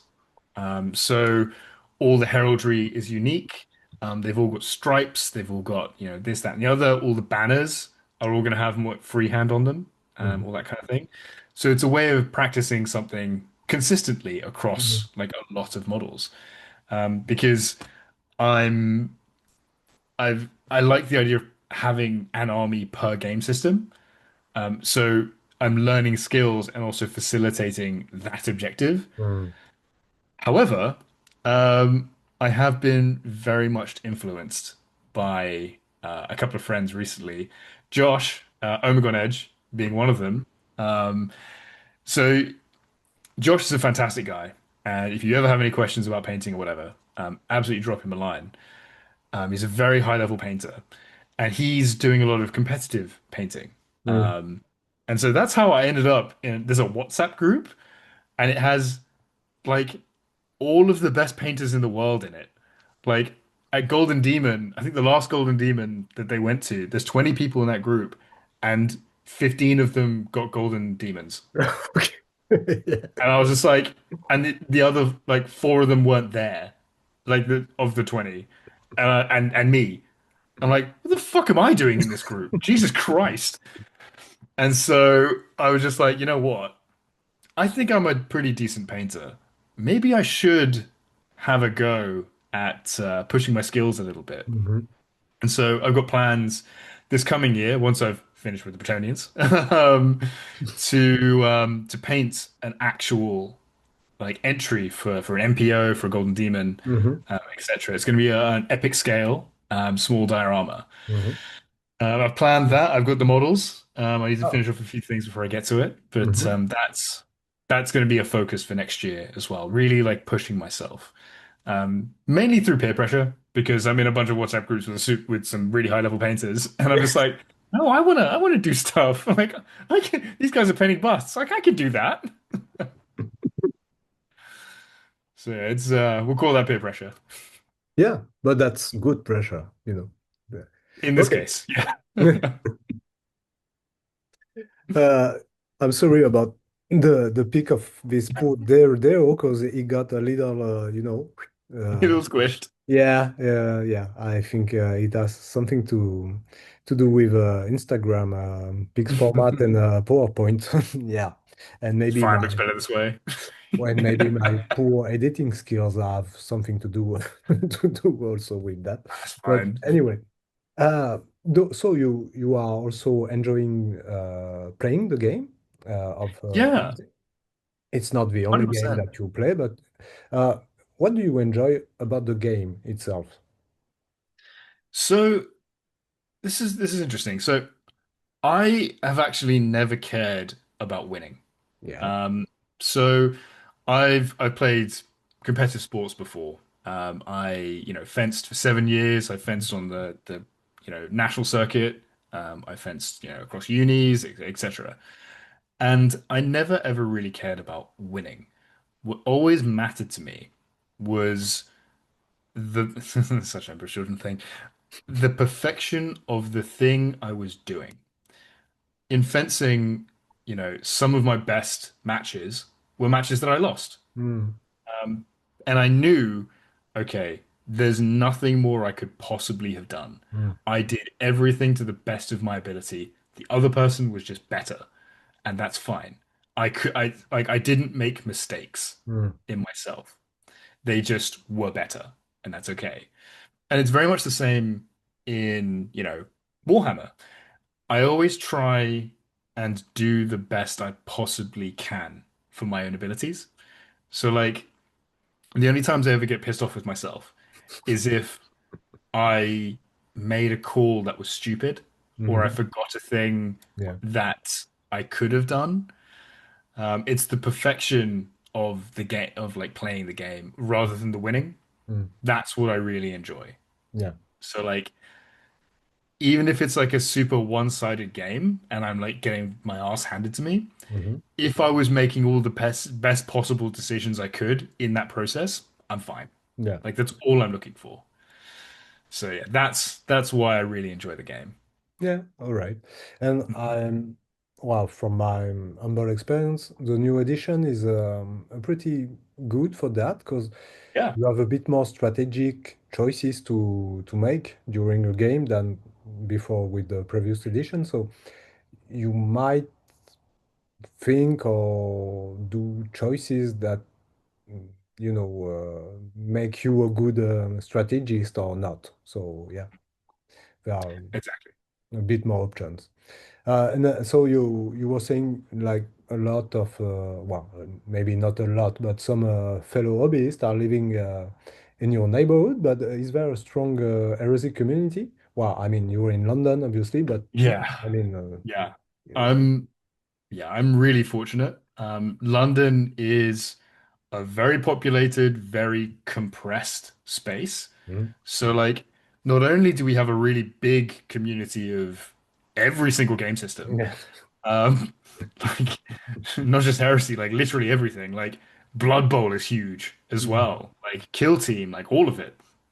And so we have a lot of people, but we also have a lot of places. Yeah, yeah. Um, Mm. yeah, so we've got Bad Moon Cafe, we've got the London Wargaming Guild. Bad Moon Cafe has two locations. There's Element Games, there's Dark Sphere. All of these places are places that you can go and play Mm. 40k or any tabletop game. Yeah, So mm. realistically, if I really wanted to, I could probably, and if I had time, I Yeah. could probably play 10, 12 games of Warhammer in a week, each with a Oh, different person, each for a yeah, different game okay. system if I wanted. Mm. Yeah, We're just really lucky in London to have that kind of thing. yeah, that's super cool. Cool. Wow. Just Yeah. in comparison, in Paris, you have one cafe or war game cafe. There's just one. I've been there. Oh, yeah. Oh, cool. Yeah, it's really nice. It's Yeah. got the whole downstairs bit. Yeah, exactly. Yeah. Yeah. God, And that place needs aircon really badly. well, it needs like a lot of yeah, and Yeah. This AC is yeah, yeah. Actually, we did an event there like in the end of August. Yeah, it was Mhm. a nightmare. Yeah, Oh yeah, I yeah. bet. We were all sweaty and all. It was like a nightmare. But anyway, uh, so speaking of events, you said you went to some events like. Mum, I'm on a podcast. Yeah, I'll do that. My mum's living with me at the moment. Say hi. Yeah, I will. So my mum's living with me and we work together. So she was asking me to do a work thing. Well, if you have to go, we can finish that. Oh no, no, no, I'll do it in a minute. It's fine. Okay. And well, I mean, we are almost done for tonight. But so you attended some events. So you said you went to no retreat. And Yeah. did you went to some other events in well in England or abroad? Mm. So yeah, in 2.0, I Or did. well, maybe since this summer you attended some events? Honestly, I wish. Yeah. There's only one kind of thing I've attended for heresy specifically. Mm. I had a few friends who, when 3.0 was released, they did a thing in Bad Moon Cafe. A bunch of us came together Yeah. and we were like, okay, Mm. we'll do some learning games where we can Mm. like figure out how this works. That was a lot of fun. Mm. I had a lot of fun there. We did at the end of the day, we did challenges, like Ah, a yeah. challenge Yeah. knockout competition between everyone's Oh, that's characters. cool. Yeah. That was super cool. Mm. Other than that, I've actually just been feverishly working on these Yeah. Bretonians Yeah. because I just came back from a team event But, like last ca- weekend. can you tell us a word about that? Yeah, it was so much fun. So it was four of us going up because it was a team of four. It was me, DC from SM Battle Reports, Hmm. Kieran from the Kieran Show, and Blood Moon Painting. Uh, And basically, I get uh, that guy is he has an Iron Warriors army, right? he did have an Iron Oh, Warriors I army. did. He's recently sold it. Well, this army was incredible. Well, I mean, I saw Unreal. pictures on Instagram. It was yeah, amazing. Yeah. Is even better in real life, Yeah. honestly. It was stunning. Probably. Yeah, probably. Yeah. But he's such a funny guy. Like, I don't know how he does this, but he'll paint the most beautiful army you've ever seen and go, okay, done now, and then just sell it. And I'm just like, what? But what are you doing? And we go, no, no, I'm tired of it now. All right, it's gone. I'll do the next thing. And I'm just like, okay, cool. And it's the same thing with so the force he painted Mhm. for this old world event was a bunch of night goblins. Yeah. And it was like 160 models. It was crazy Oh my God. in like 2.5 months. And like I could in the WhatsApp group, he's putting up the work in progress pictures. And Mm. he's like, I hate my life. This is awful. And he's just relentlessly painting the same goblin 200 times because it's the same monopose. I was like, oh God, dude. And so like he's finished it and he won. So in our team of four, Yeah. we won three of the four available painting awards. Because Kieran won Judge's Choice Hmm. and second overall, and Josh won first Best Painted of the Okay. entire thing Hmm. for his goblins. And he basically said after the event, he was like, "Okay, I'm gonna sell them now. That's done." I was just like, "Dude, like, keep them for a little bit." He's like, "Nah." It's like, what? But it's just some people get enjoyment from like doing lots of Yeah. different things, I And guess. no He's still emotional bad, attachment. Yeah. but Like it's done. Yeah. Next. All right. I couldn't do it personally. I couldn't sell my stuff like that. Yeah, me neither. That's why I have quite a few boxes around. But yeah. Yeah, 100% the same. But how was it? Like an old world event? Was it fun to play the games? Like Yeah. a lot of what was it competitive? Like Yeah. you Yeah, it was a competitive event.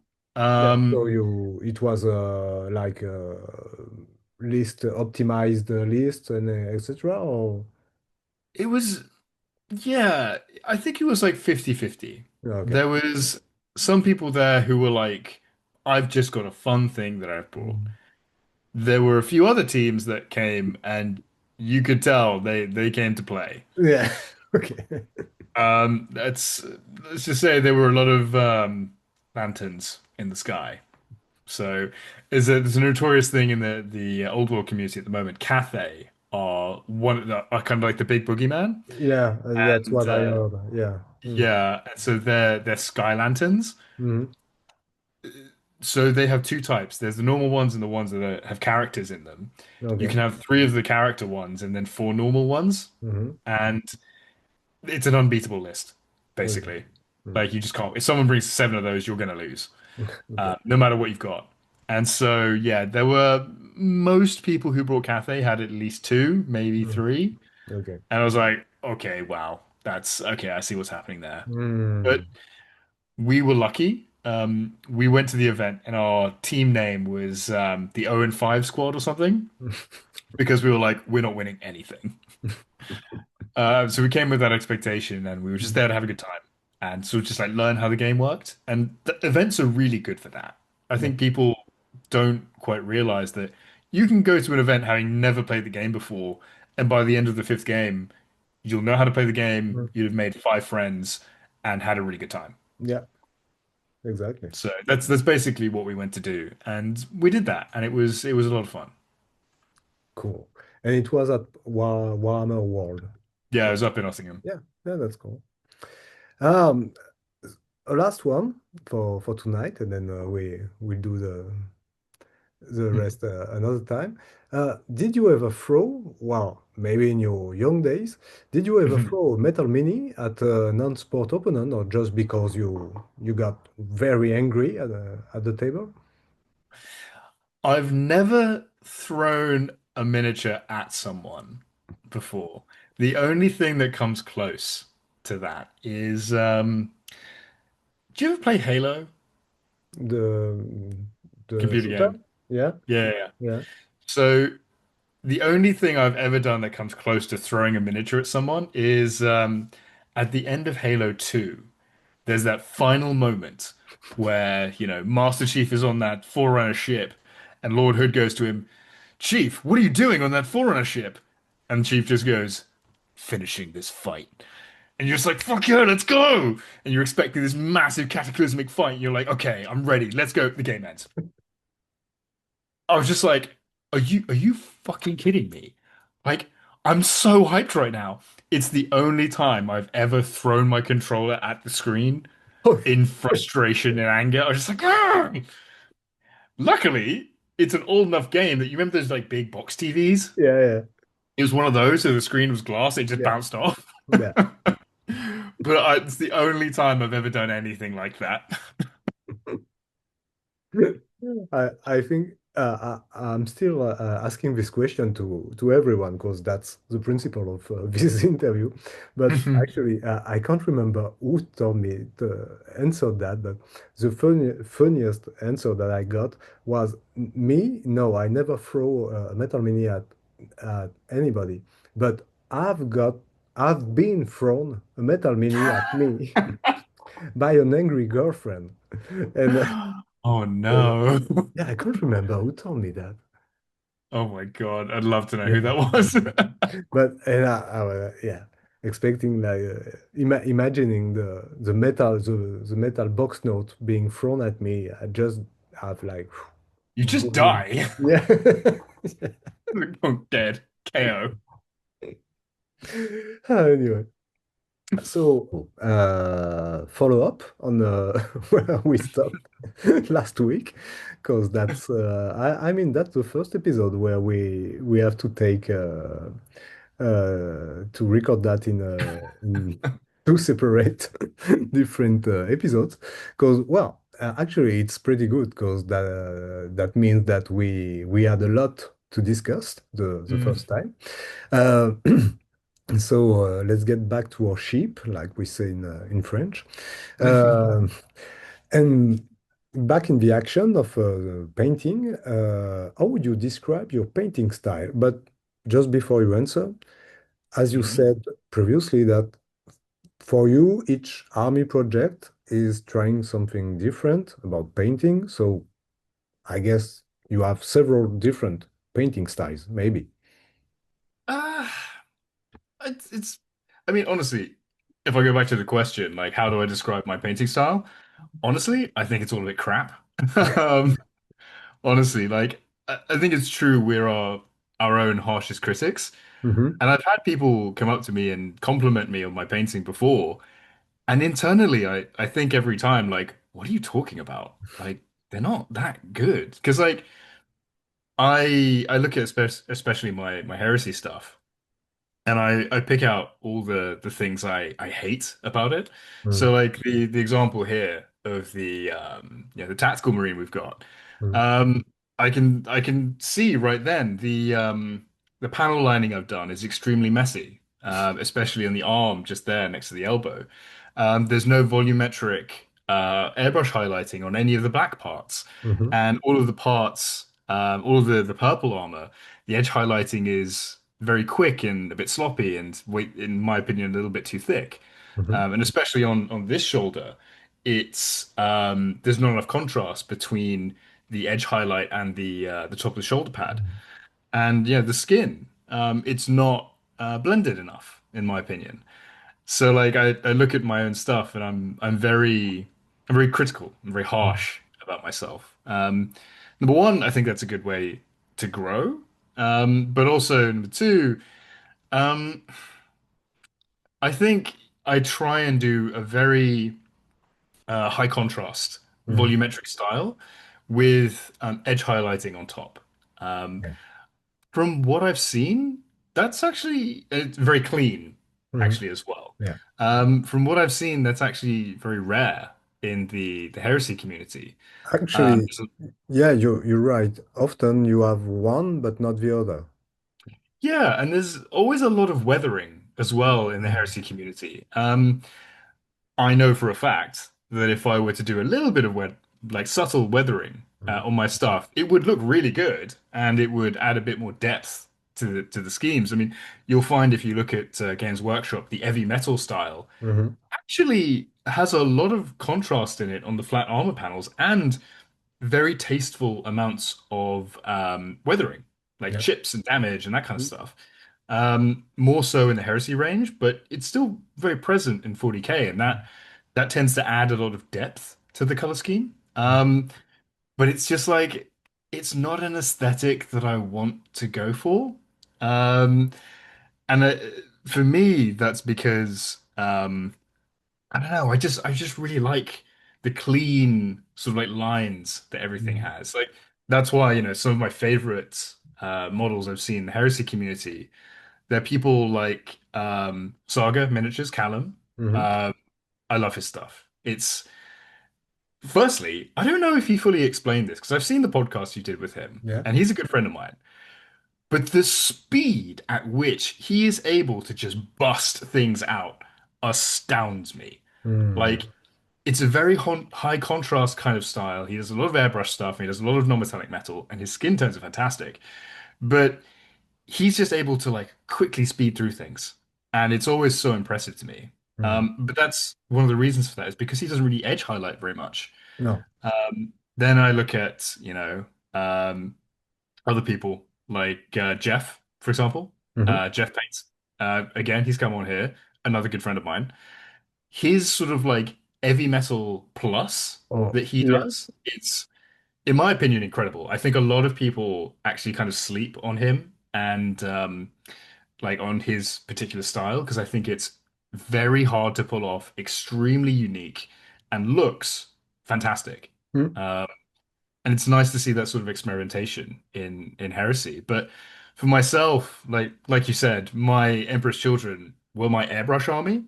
So, every army I try and, practice a new skill. And for the Emperor's Children, it was airbrushing. And I I think I personally can tell like where I started with the army and like the stuff that's sort of like near the end. Because like for me, all the Mark 6 stuff Hmm. um is all the stuff I started with. So this tactical marine is one of my early guys, and I can tell personally. I'm just like, oh God, what was I thinking? But then if I look at my Mark 3 stuff, that's all super new. And Mm. so the edge highlights are a lot better. I got better with, applying the recess shading, Yeah. like all this kind of stuff. I got a bit better with skin tones. And so yeah, it's funny to me like watching how the army has evolved. Hmm. Um one thing sorry, just sort of a slight tangent. One thing I've sort of noticed as I've painted a lot is I think I'm sort of known for having an incredible amount of uniformity Mm. throughout a force. Um, and I think it's surprising the degree to which you can create uniformity while also having an extremely large degree of individuality Yeah. in every model and every squad. And so, yeah, that's something I've tried to sort of do a little bit more with these Emperor's Children because um, I think one thing that's kind of, I don't want to say like a hallmark of something that I would do, but I don't know, maybe a bit of a signature of something I Mm. do is I try and have a good representation of skin tones throughout the army. So this is a tactical marine with a darker skin tone. Hmm. But one thing I try and do, sorry, I just gone off a massive tangent. Um, one thing I try and do throughout all my armies, and especially with the Emperor's Children, is I don't know if you've seen, there are the resin upgrade heads that you Yeah. can get. Hmm. So I've got all of them. Yeah. Um, and so I'd like to have as many bear heads in the army Mm. because the other thing I was doing with this army was practicing multiple different skin tones and variations.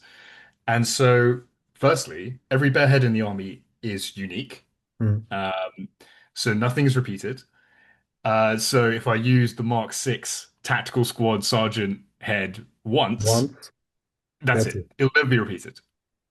So I try and do that. It's actually very easy with heresy because all of the faces for all the different squads, Mm. they're Yeah. all different. They're all unique. Yeah. So Even it's from the actually, yeah, even from yeah, the so it's tank upgrade sprues. Yeah. yeah, Yeah. Mm. exactly. So it's actually quite easy to do. Yeah. Um, Actually, one thing I've noticed as well, I don't know if anyone's picked up on this. So if you look at the sprue for the Mark 6 Marines, the bear heads, they're like screaming. They're Yeah. like, oh my God. Whereas if you look at the Mark 2s and if you look at the Mark 3s, and Mm. actually, yeah, the Mark 2s as well now, those bear heads, it's almost like they're more veteran Mm. because they're not screaming. They're a lot calmer. They're a lot more sort of like poised. You can see they're a bit more like, yes, Mm. I'm gonna look at the tactical situation here. And like you can almost look at that as like a little storytelling Easter egg because like you'd expect the guys in the Mark II and the Mark III armor to be a little bit more veteran than the guys in the Mark VI. Like a Yeah. little bit less to Right. prove, a little bit more patience. Like, do you know what I mean? Hmm. So yeah, I love having that sort of like very minute storytelling, sort of like in the entire army. So yeah, that's I guess describing my style would be um very very sort of like uniform, but with a lot of like narrative like structures or a narrative like flourishes in the army as much as possible with like a high contrast. I love this idea of having all different bear heads within the army because that's something that not every well, not everyone, but almost nobody will notice besides you. But Yeah. you know, and that's what matters in the end. So yeah, I love that. And actually, I picked up this tactical marine because, well, I mean, I don't know anyone who really enjoy painting tactical marines because you have to well, in a second edition, you had to do at least two squads or the spoilers or whatever. And now, actually, tactical marines are very, very good in the new edition. So you have to Yeah. paint those if you want to play a bit to win. So everybody has to paint tactical marines, but definitely they are not the funniest to paint, obviously. But it's just that this model, as you said, it has its flaws, obviously, and then you are the painter, so obviously you see those better than anyone else. But I have to say that most people who are playing heresy would be more than happy to have a model like this for a tactical marine, because all in all, this one, I guess that when he's on the tabletop, he looks very good. With Thank you. yeah, with the leaves on the base, etc. It's very nice contrast, and yeah, that's a solid model, if I may say so. Thanks. That So that means a lot to hear. yeah. Although I will say this is actually a piece of advice a friend of mine gave me, and it's very good advice. Um, if you want a really good critique of your models, show them to someone who has absolutely no idea about Warhammer. Oh yeah. Oh yeah. And like I did that with my early tactical marines, like this guy. And I showed one to my brother. My brother Mhm. is a sportsman. Like he Yeah. doesn't play Warhammer at all. He's not that nerdy. And I showed it to him. I was like, "Oh, what do you think? I'm doing a new thing with the bases." And he just said to me, "Yeah, they look really good, but why would the leaves? Why would there be autumn leaves but flowers? Because obviously, if it's autumn, the flowers wouldn't be blooming." And I was like, "Fuck you! Just God damn it! Like you're right, obviously, but just fuck off." But I think an I didn't change interesting them. no, no, I guess that's too late.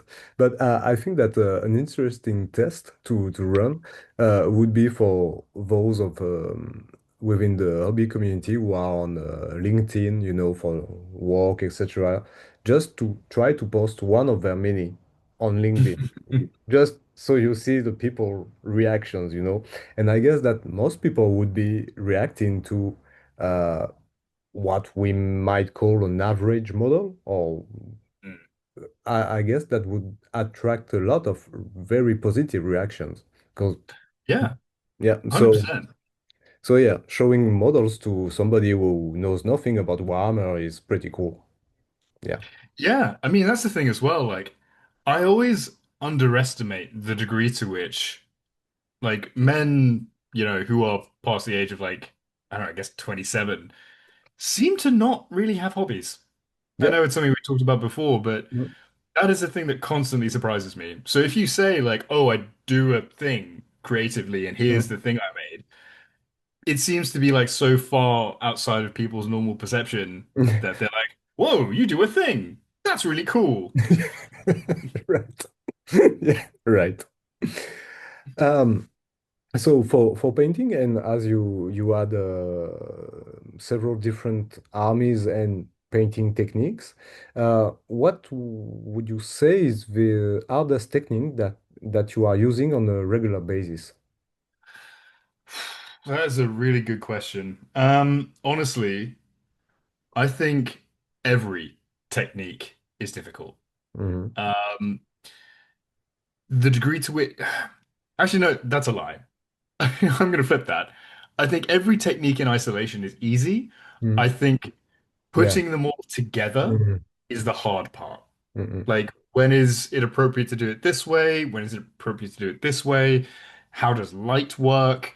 How does color theory work? Like, those are the things. Like, when you put it all together and layer it all on top of each other, that's the trick of it. Mm. Especially in an army painting context. So I'm in a okay, I'm name dropping here. This is a thing. So I'm in a WhatsApp group with honestly some of the best painters in the Mhm. world. I have no idea what the fuck I'm doing there. So like at the last Golden Demon, there's 20 guys in the group. They won 15 Golden Demons. Yeah, you mentioned that. Yeah, Yeah. it's wild. So like they will post stuff in the group and they'll ask for critique, and I'm sitting there and I'm like, I just figured out how glazing works. And Mm. you're talking about like doing glazing with this thing and this other thing and this thing. I'm like, Jesus Christ, this is some next level stuff. So I think the trick of it with army painting isn't, or like just the heresy in general, the trick of it isn't what's the hardest technique. The trick of it is knowing when to stop. Mm. Because uh, honestly, I think at least myself and a lot of my friends, it's very easy to be like, I'm going to spend 200 hours on this model Yeah. because I can see things that need to be done and I can do more things to it and I can add this highlight and I can do more shadows and I can add to the base. Mm. But it comes to a point where you're just like, okay, look, this is worth 100 points. Mm. Like I've got other shit to do. Um, so I think the hardest skill, especially when it comes to army painting, is knowing when to stop Mm. and what corners you can cut Yeah. effectively. Mm. A really good example of that actually was so I saw a post by Darren Latham, I think it was a couple of years ago, Mm. and obviously an extremely high level heavy metal painter, like Mhm. one of the best heavy metal painters there's ever been. But he was painting an army. He was painting an Eldar army, and he was talking. He was a mainly black color scheme. I think it was not Ironton, Ultway. Ulthway. Yeah, Mm. that's it. So he was painting an Ulthway army, mainly black color scheme, and he was just like, okay, I didn't need to put Yeah. 7 edge highlight stages on this. I put 4, and you can't tell the difference on the tabletop. Yeah. And so it's like knowing where to stop and what's appropriate, and where you can cut the corners. Mm. That's the real skill, I think, when it comes to this stuff. Because I'm very much of the opinion that anyone can paint extremely well to a very high competition standard. All it takes is time. Mm. Like, are you the kind of person who's going to spend 200 hours painting a foot? Yeah. Like, if you are, you're going to win Golden Demons. Mm. Like, you're gonna win a lot of stuff. But if that's not appropriate for your goals, then don't try. Mm. Like, don't do that. Don't fall into that trap. Because like I have so many friends who are just like, oh, I see all this stuff on Instagram. Like, my painting's shit in comparison. I'm like, Yeah. no, you're looking at someone who Yeah. A, paints Warhammer professionally, B, has spent 600 hours painting the thing you're looking at, and C, hasn't painted an army in 10 years. Yeah. Like, because that's not their goal. Like, oh my God, I couldn't believe this happened. So, there was this Korean guy. His name's the Onion Knight on Instagram. I don't know if you've seen his stuff, but incredible. He won gold in squad or diorama, Golden Demon a couple of years ago. He's disappeared off the earth since, so I don't know what's happened. But he in this, WhatsApp chat said, oh, I'm gonna try a Damascus effect on Yeah. this blade. Do you Mhm. know what I mean? The wavy pattern. Yeah. And I was like, oh wow, yeah, that looks really great. And then he posted a picture of a chainsword. Um, and he posted this chainsword, and I just joked. I said, hey, why don't you try doing the Damascus pattern on the On teeth of the the- chainsaw? And that was a joke. And he was just like, oh yeah, that's actually a really good point. Let me have a go. I was like, what the fuck? And he did it. Like he did it. Like he painted the Damascus pattern on the teeth of a chainsword on a Space Marine scout. And I'm like, what kind of mutant are you? This is insane. Yeah. But you've got people who are comparing themselves to that guy. And that guy is A, insane, and B, you're talking about a diorama piece that won gold at Golden Demon that he put 700 hours into. Mm. And you're like, oh, I can't paint that on my Space Marine Scouts for my army. Of course you fucking can't. Like, you're not No, but supposed to. yeah, it's not the same category. It's not the same hobby. Just yeah. Exactly. Mm. You're right. It's almost a different hobby. Yeah. So yeah, I think it's just it's good to take inspiration from places. It's not good to make Yeah. yourself feel bad And by looking that's at yeah. this stuff. And I think we said that several times in the series, but yeah, Yeah, that's the trap with the social networks, etc. yeah, Comparing yourself to top painters or people who have been painting for decades or spent, yeah, dozens of hours painting yeah, a chance word. And yeah, just do your stuff, be happy with your stuff, try to improve every day. But yeah, yeah. don't be comparing yourself to others. So yeah, yeah. Exactly. It's like they say, comparison is the thief of joy. Yeah, exactly. Yeah, that's a good one. Yeah. Yeah. What can I And say? I'm very wise. and speaking for yourself, what would you like to improve or try, or just learn how to do it? So new stuff. That's that's a really good question. So I'm currently painting a lot of Bretonians. Yeah. So my Emperor's Children were airbrush. Mm-hmm. My Bretonians are there's a lot of freehand in the Mm-hmm. army. It's simple colors and patterns and blocks and it's nothing Yeah. crazy. But that's something I want to get a bit better at. Just very simple freehand, and then Mm-hmm. sort of like working up from there. So that's kind of like the next thing I'm working on. Sort of in conjunction with that, skin tones Mm-hmm. is something I'm really looking at. So there's I don't know if you've seen any of his stuff. Do you know Eric Swinson? The name rings a bell, but So he did a Death Watch kill team that just won gold at Golden Demon okay. for squad. Actually, no, Mm-hmm. bronze. Sorry, for Golden Demon at squad. And firstly, it was his tabletop kill team that he just put into Golden Demon for fun and just casually won a bronze. And it's just like, Jesus Christ, okay. But like his faces and his skin tones are incredible. Mm. So he's got a lot of like videos up on YouTube and he does a lot of stuff on Twitch. So I'm going to be looking at his stuff a lot. Yeah. Uh, and on top of that, I want to look a little bit more at things to do with like texture. Mm. It's very big in the like quite high level miniature painting community at the moment.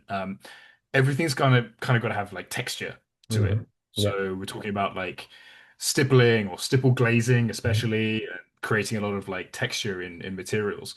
If you look at Andy Wardle, for example, Mm. um, he's been doing some really interesting stuff with leather, Yeah. especially. Mm. Um, there's a sort of like a blind elf woman that he's done, and she was holding like an eagle in one hand, Mm-hmm. and he did a leather on a strap across her chest, and it's absolute. I've seen it up close. It was at MPO, and it was insane Mm. because he had done the textured pattern in the leather, and I was just like, okay, I'm never going to get to that level, but like adding more texture Yeah. into my stuff, Mm. I think could really add something. Mm. So that's something I want to look at as well. Right. And just general color theory. Mm. Um, I talk a lot with a bunch of guys. Again, they're like all they do is paint busts, and they talk a lot about light and shadow Mm. and color theory and what happens when like light hits Mm. a surface. Great example of that is I was painting the sword of the Green Knight. Yeah. Um, and I thought to myself, like, well, I thought, okay, I'll do the sword in non-metallic metal. Mm-hmm. So I did the green part in a non-metallic metal, and I did the hilt in a non-metallic gold. And a fascinating thing that came out of that was I did it, And I asked some advice of these guys, and they were like, right, okay, put a there's like a circle on the pommel. Yeah. I did it as if the light was hitting like this way, Hmm. and they were like, right, okay, this bit here, you want to draw a line of orange going across like here. Hmm. I was like, okay, I don't get it, but I trust you. So I did it, and I was like, oh my God, that is that's insane. Like it looks completely different. And all I've done is add a line, and it looks so much better. Yeah. And he was like, okay, the reason for this is because when light bounces off gold and is reflected in gold, it's orange. So Mm-mm. the reflection of gold in gold is orange, which makes it look more real to your eye. I was like, oh my God, that's a like a life-changing thing to know But because the it's so simple. it's fun because all those stuff is like I think we said that last week is that painting power armor. Mm, Nobody ever saw a power armor in the street, but mm. leather, gold, silver, steel, Yeah, rust. We see those things. Well, yeah, maybe not every day, but we can see those things. We can look for reference pictures, etc. So our eyes, they expect something when yeah. they look at the miniatures with those materials on it. So yeah, it's but it's an intellectual process just to understand how it works. And actually, no, I didn't know that gold on gold was so rare. Yeah, So yeah, exactly. But your brain does, like you said, like yeah, it's exactly true. Your brain expects to see a certain thing in a certain way. And when exactly. it doesn't, you sort of hit that uncanny valley and Mm, your brain kind of goes, that's not quite right. exactly. And so yeah, that's pretty good future hobby goals. And yeah, good luck with I that. hope so. I Mm. hope so. I've actually one of the big things I've got planned. In fact, actually, no, I'll wait till future painting projects, then I'll tell you the plan All for right. that. So tell us about your favorite color to paint first. That's a good question. I mean, the obvious answer is kind of purple. Yeah, Actually, more of a lilac, really. yeah, In fact, I took a bit of inspiration from do you know Norrinson Crusoe on yeah, Instagram? yeah. Yeah, so he's got some of the nicest, most beautiful Emperor's children I've ever seen. I And oh, I did not know we had emperor children, but yeah, okay. oh, yeah, they are stunning. You should definitely go take a Yeah. look at them. But I think lately he's been doing a lot more Raven Guard. Oh yeah. Oh, that's so nice. But I've seen his Emperor's Children up close. Hmm. So he does a lot of stuff with SN battle reports. He Yeah. lives in Gibraltar, and he's one of the judges of the painting competition at SN No Retreat. Hmm.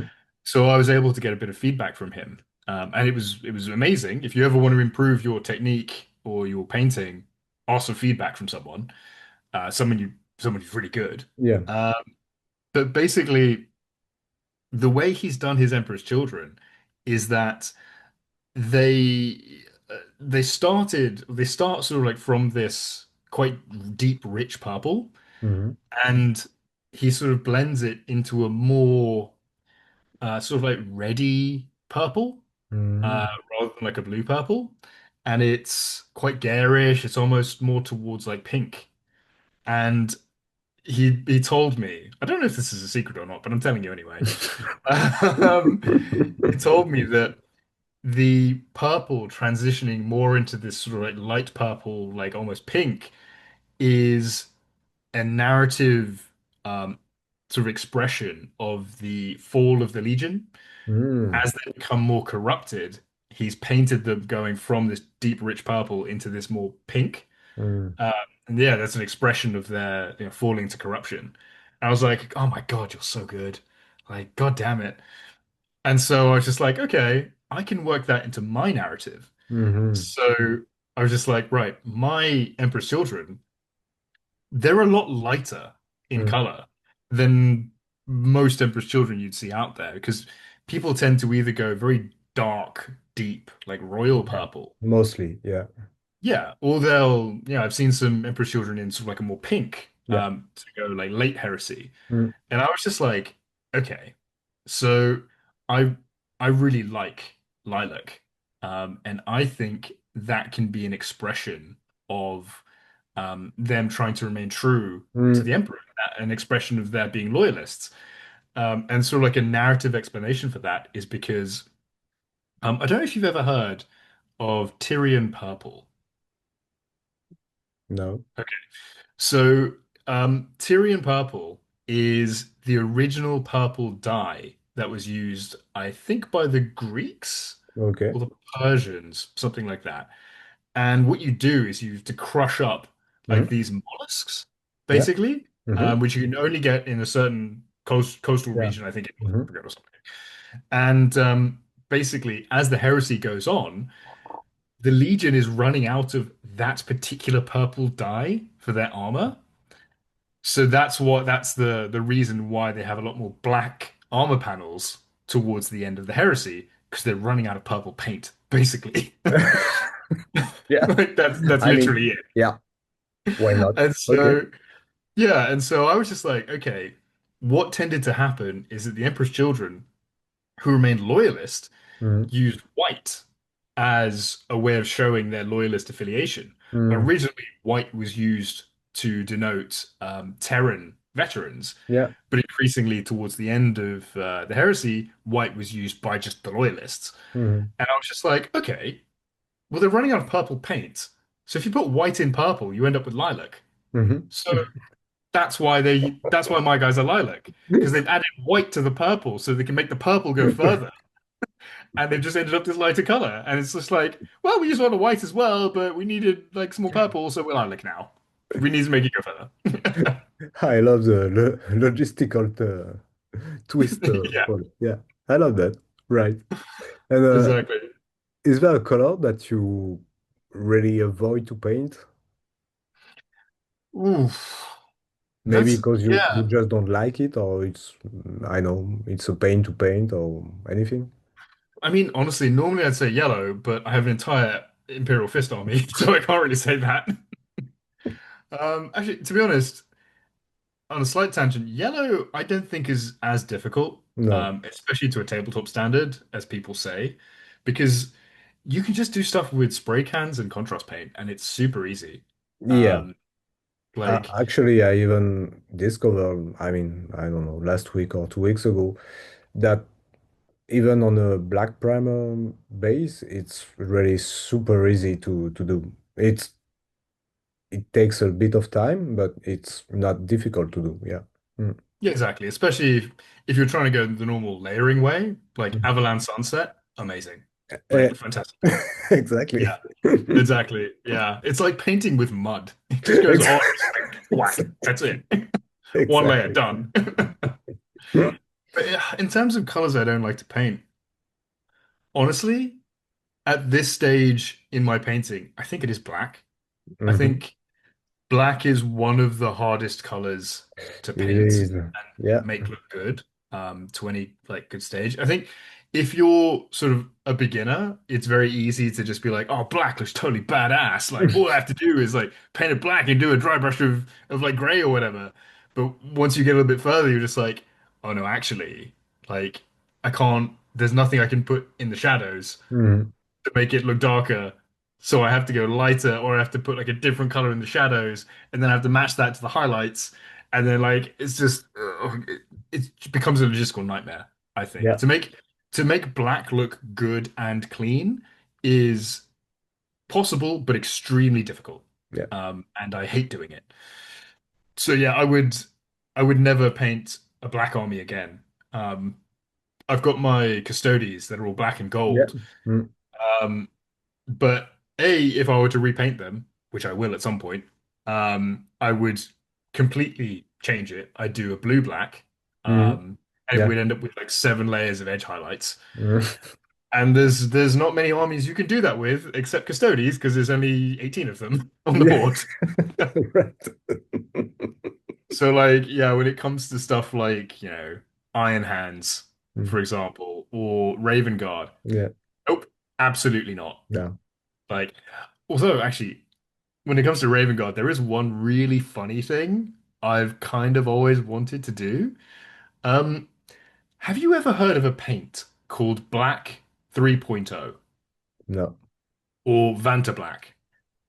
no. Okay, it's this amazing stuff. So basically, it's a type of black paint that absorbs like 98% Mhm. of all the incoming light. Yeah. So if you paint it on something, it just looks like a black hole. So I'd love to paint some Raven Guard with that, but Yeah. all the straps and like eye lenses and stuff are just normal. So like it's that extremely matte black. Okay. No highlights or anything like that. I think that would just be like a really funny thing to do. But Uh, that's the only time I try painting black, I think, these days. I think the quicker for Ravengard is just to buy a basis, and then you say no, they are all in stealth mode. Bah, 3,000 points right there. Oh my God. Can you imagine like you've just got like a whole army of really, really, really nice bases Basis. and nothing on them? Mm, yeah. That's a dreadnought. Where is it? It's invisible. Yeah. It's Stealth hiding. mode. Don't worry about it. Oh my God. Uh, Should we if I'm ever bored painting miniatures, just painting bases. just get really good at basing? Um, Speaking of future projects, actual and future. So for you, what is on the hobby desk for now? Okay.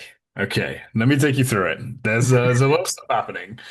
So, number one, we'll talk about ongoing first. So number one, I recently went to an old world team event. Yeah. It was me, DC from SM Battle Reports, Kieran from the Kieran Show, and Blood Moon Painting. I think I talked about this earlier. Yeah. But yeah, like they were doing an old world event, and they were like, "Yeah, you should come down." And so I was painting Bretonians desperately for that. First goal, finish off the Bretonians. I got them to a 70% complete tabletop standard, so Mhm. just gonna try and finish those off first. Then I'm gonna paint a kill team. So I've got the Night Lords kill team. Oh yeah. Yeah, they're so nice. They're so beautiful. But yeah, my goal is I was doing some stippling and some dry brushing with them. Okay. So I tried to use techniques from Byron from Ossis Opus. Hmm. He does a lot of like really crazy dry brushing stuff, and so I try to use Yeah, his I saw. technique.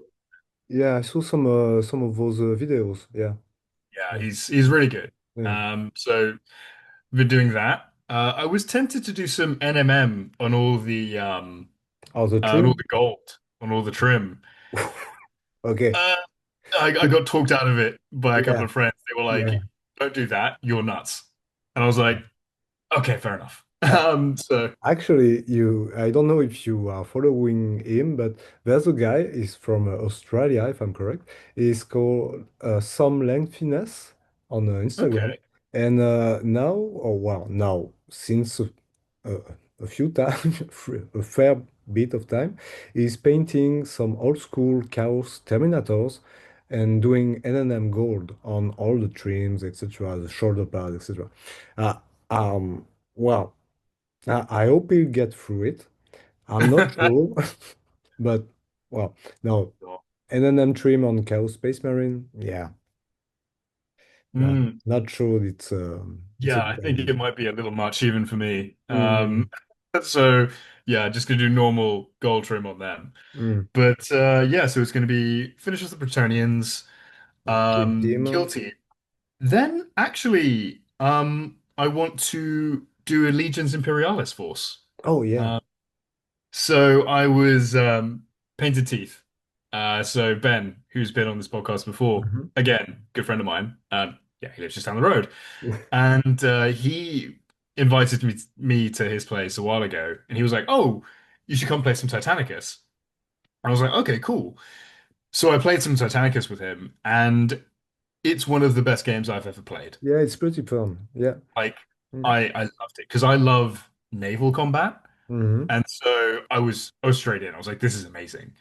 So yeah, I'm gonna finish off my Titans. I've got two Warhammer Titans and a Nemesis Warbringer.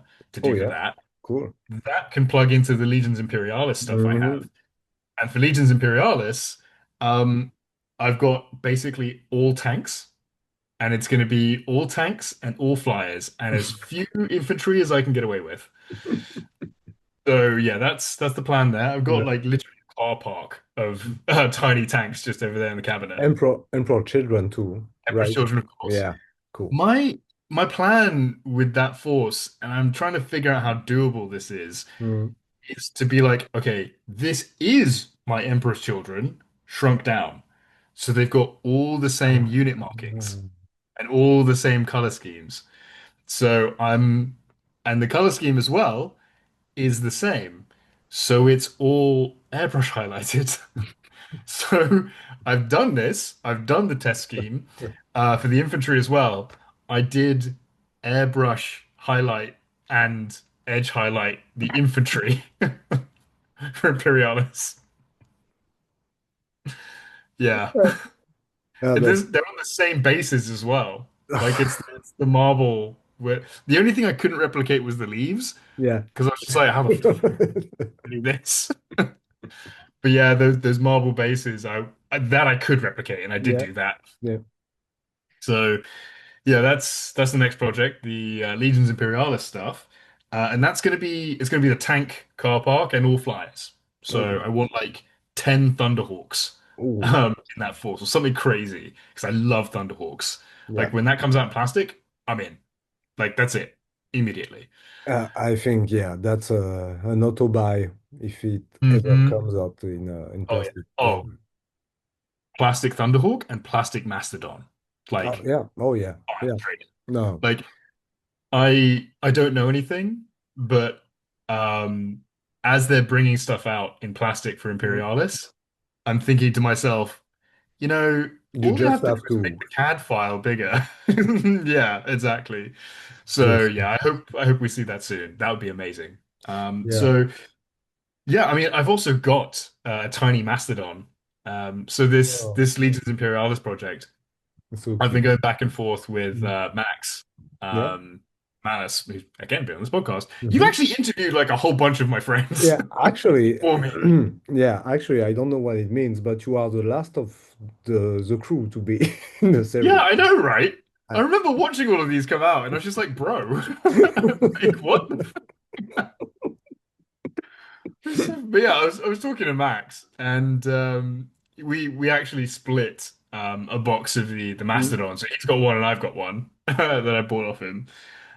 So yeah, a bunch of us in the group are doing Imperialis. And again, so painted teeth on Instagram, but we call him Nice Teeth Ben because he's a dentist and he's got Yeah. great teeth. So Nice Teeth Ben as well. He's doing Imperialis, and he kind of sold me on it. I was just like, okay, 100%, I'm in. So, yep, Imperialis is the next thing. Hmm. And then we're back to heresy again. Okay. And With heresy, it's a very specific plan. It's a full heavy assault force. So hmm it's all Saturnine, okay. all Cataphracti, because the new Cataphracti have come out, Oh yeah. um, and Land Raiders and Spartans, Yeah. and Mastodon if it comes out. A lot of poetry right there. Like, yeah. Yeah, yeah, Poetry with power fists and and disruption exactly. fists and yeah, okay. And for Exactly. Like, but for which legion? oh, it's all gonna be Emperor's Children. Oh, okay. Of course. Like, so So, my Emperor's Children, what I would really like is to just have Emperor's Children so I can field any force. mm, So I've actually in creating the lore and the narrative for my Emperor's Children, what I've done is I've made sure there are holes mhm. in the structure of the organization of each company Yeah. that I can just plug new things into. Mm-mm-mm. So and also like in every squad what I've done is because, especially for tactical squads or heavy support squads or that kind of thing, they wouldn't all have the same pattern of armor. Yeah. So, as the new patterns of armor have been coming out, I've been leaving holes in all of my squads so that I can put the new patterns of armor in them, which is why all of my tactical squads. So, I've got two 20-man tactical squads, but they're not. According to the markings, they're eight squads of five because each squad of five will be expanded as the new marks come out, and it will be eight. And Mm. then, when they will have like five Mark six, three Mark three, and then two Mark two, Yeah. and that's a squad of 10. Mm. And it'll be a bit random. And so, yeah, there are gaps everywhere in the army. It's why I have like heavy support, like I've got a las cannon heavy support squad that's got like eight guys in it. Yeah. Like, it's not a points thing. It's a I'm waiting for Mark 4 to come out thing. I love it. It's a lot of planning and you Yeah, have to keep track of which unit is lacking what, but yeah, that's exactly. That's that why I use project management software to keep it all like you like have to. ready to go. I love that. So yeah, lots of future projects and that's for the best. Um, Among all of your armies, not it, it doesn't have to be specifically from heresy, but is there a model that you are very satisfied with or very proud of?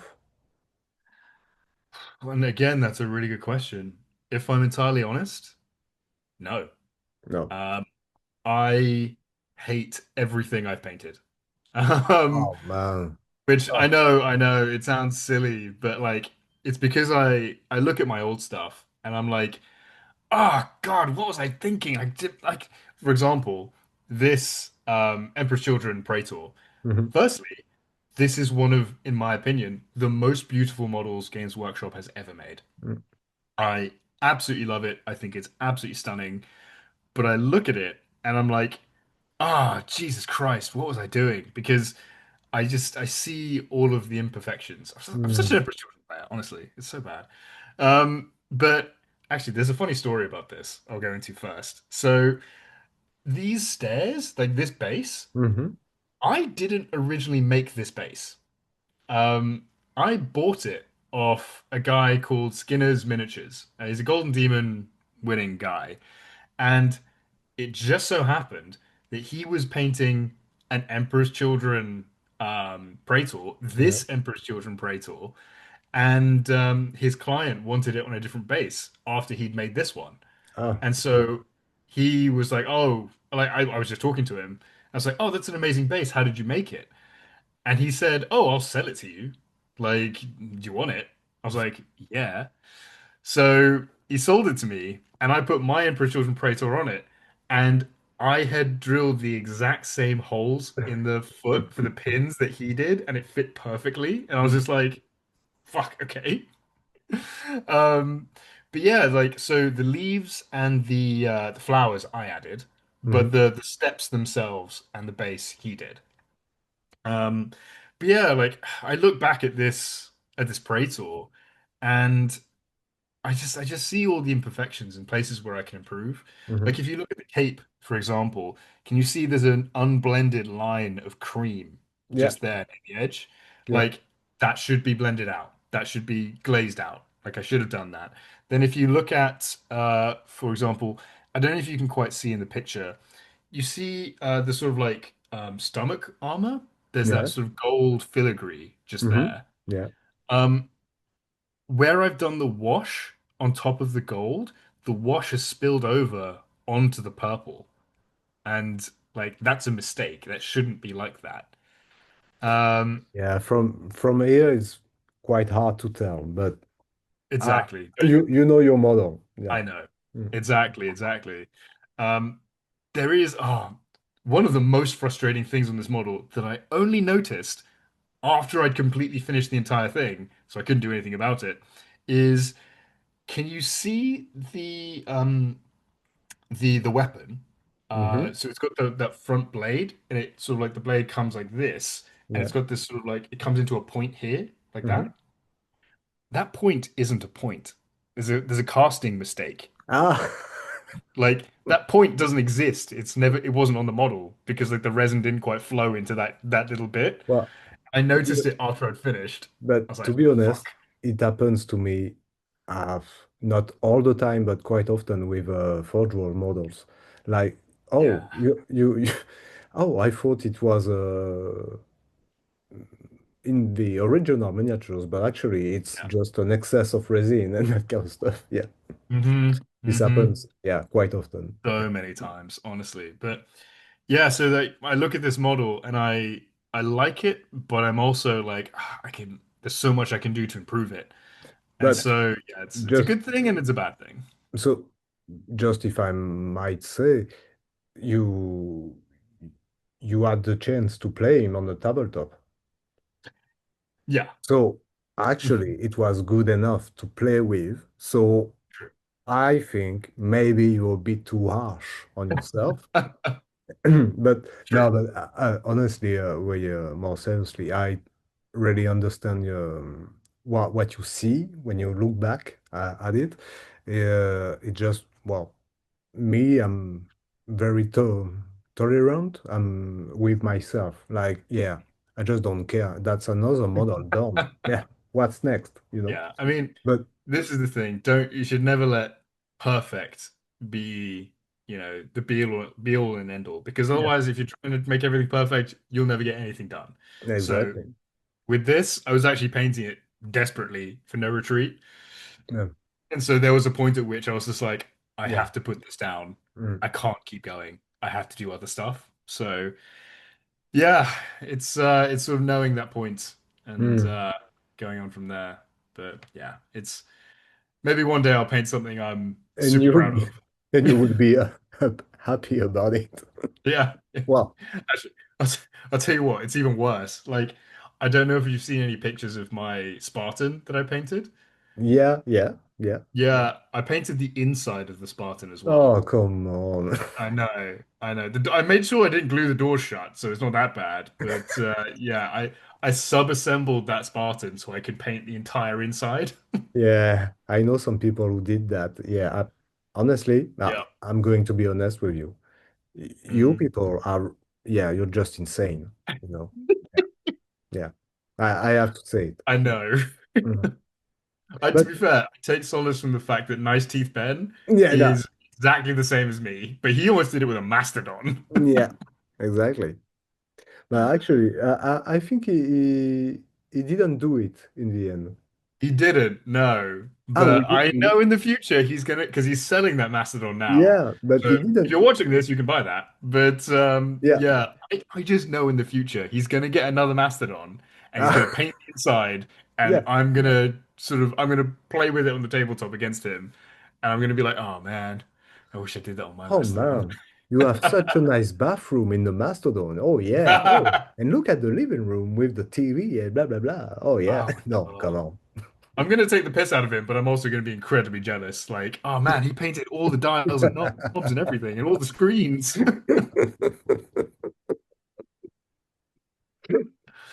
Oh Oh yeah. God. But the hobby need people like this too.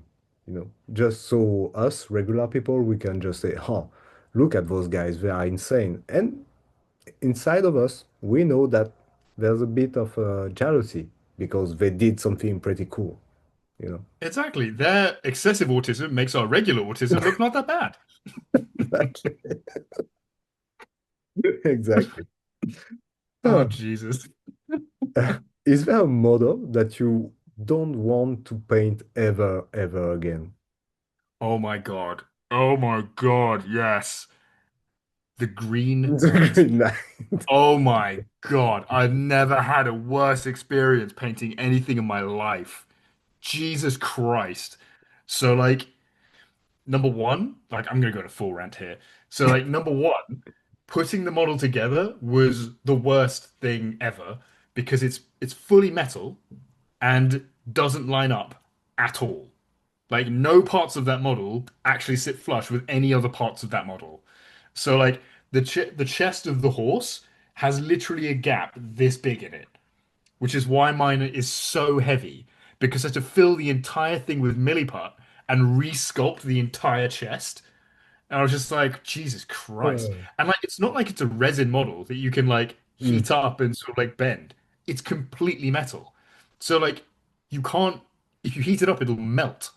So like you just have to resculpt it. And I was just like, Jesus Christ, okay, fine. So I sculpted it. undercoated it, and I was just like, right, okay, now I can paint it. And I went on this painting weekend with a bunch of friends, Mm. and we're in this Airbnb, we're painting for the whole weekend, and they're doing all kinds of crazy stuff. They're painting like busts and they're getting loads of stuff done. I was painting this fucking Green Knight for like the entire weekend, and it looked shit by the end of it because none of the no, nothing on the model is straight. There are no straight lines on the entire model, and all of the details are crap and like not sculpted very well and very shallow. And I was sitting there tearing my hair out, just like, is this an edge? Is that an edge?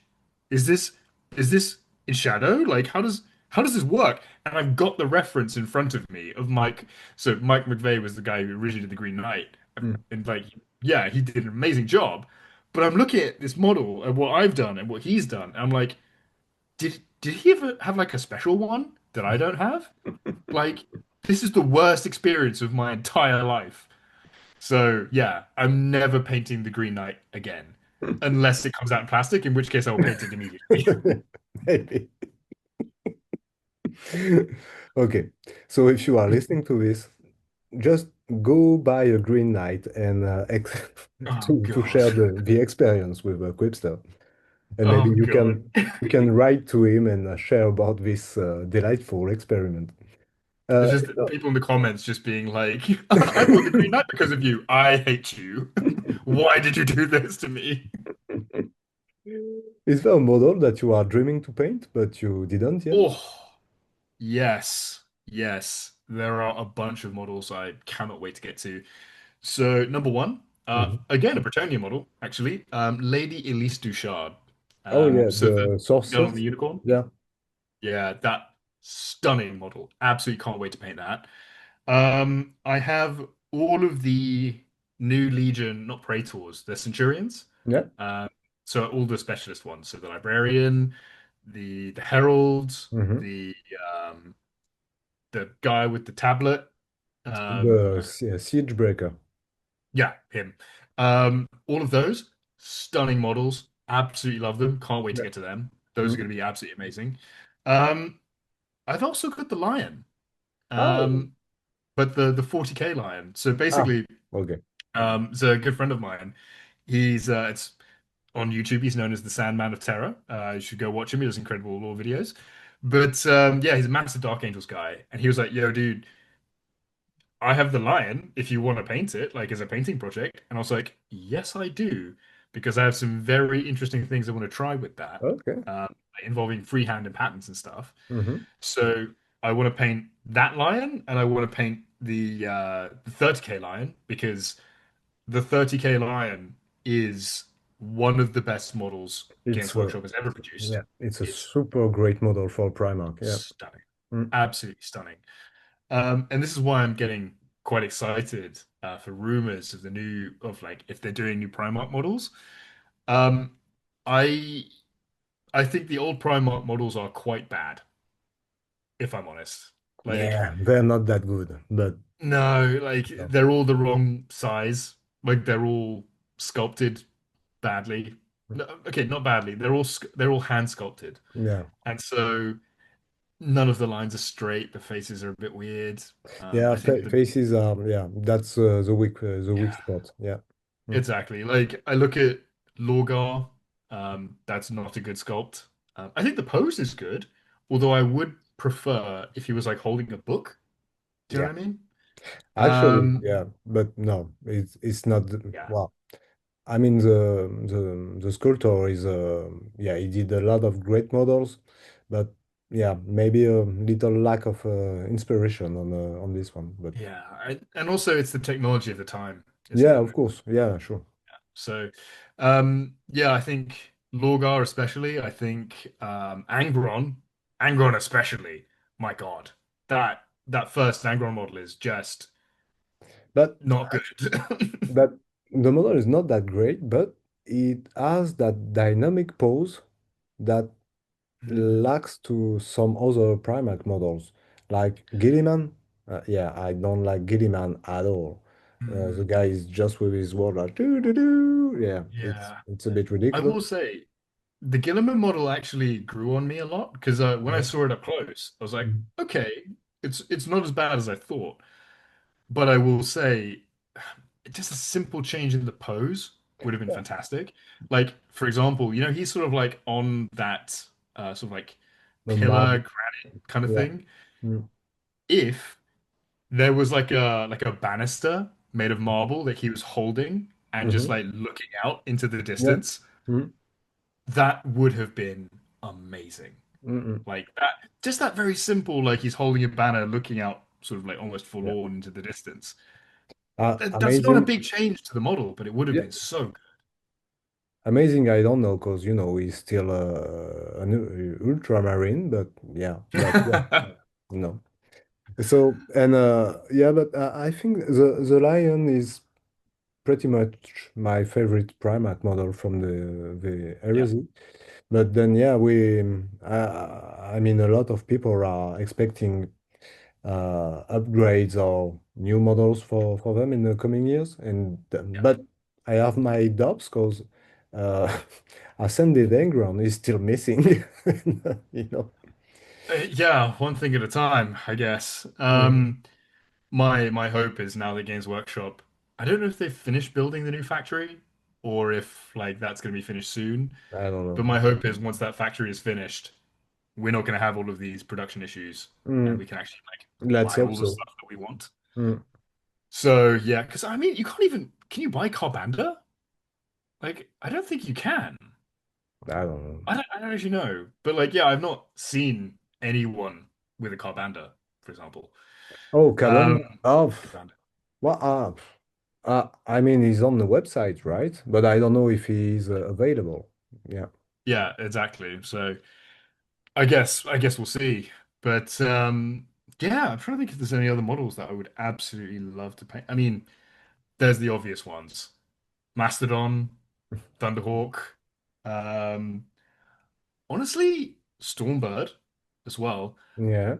But I don't think I want to paint any of the Titans in full scale. Yeah. Uh, I think they're too big and the armor panels are too flat. Mm, Uh, so yeah, but I do want to paint in epic scale the War Master Titan. yeah. Oh, that thing is stunning. Like absolutely stunning. And that actually kind of added to that as well. I have I can't remember if I talked about it. The original second edition box set Yeah. of no, first edition of Epic 40K. Oh, It okay. had like the red Imperator Titan and the Mm, yellow Mega Gargant or whatever. I think that's the first edition. Is it first edition? I Oh, think. okay. I think so. So I have that red Imperator Titan. Oh, Like it's in pieces just over there. I want to paint that for like a golden demon or something. yeah. Into that. So Yeah. yeah, that's another thing I'm looking forward to. Okay. You have to do what was it? Snot Goblin, Green Goblin, Oh, Goblin Green basis. Goblin Green, Goblin God, Green base. I refuse. I refuse. I can't do it. And if you could create any model from Mm. any of those universes, what would it be? A non-existing Okay. model? So this might be a bit of a boring answer, but I would create a new model for every Centurion that doesn't have a model. Yeah. Mhm. Because like it's a very interesting thing in the heresy community.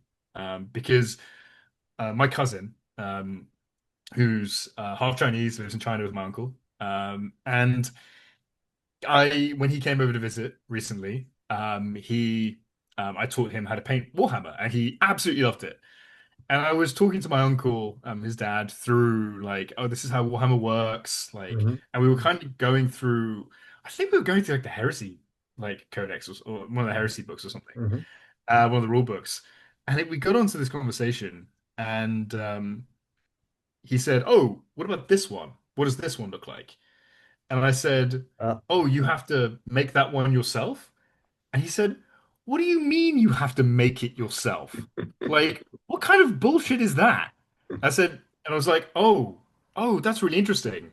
Because the perception in the heresy community is You get to make it Yeah, yourself. You exactly. get to be creative. Mm. But obviously, if you're coming as a kid into the hobby, it's like, what do you mean I'm gonna make it myself? Out of what?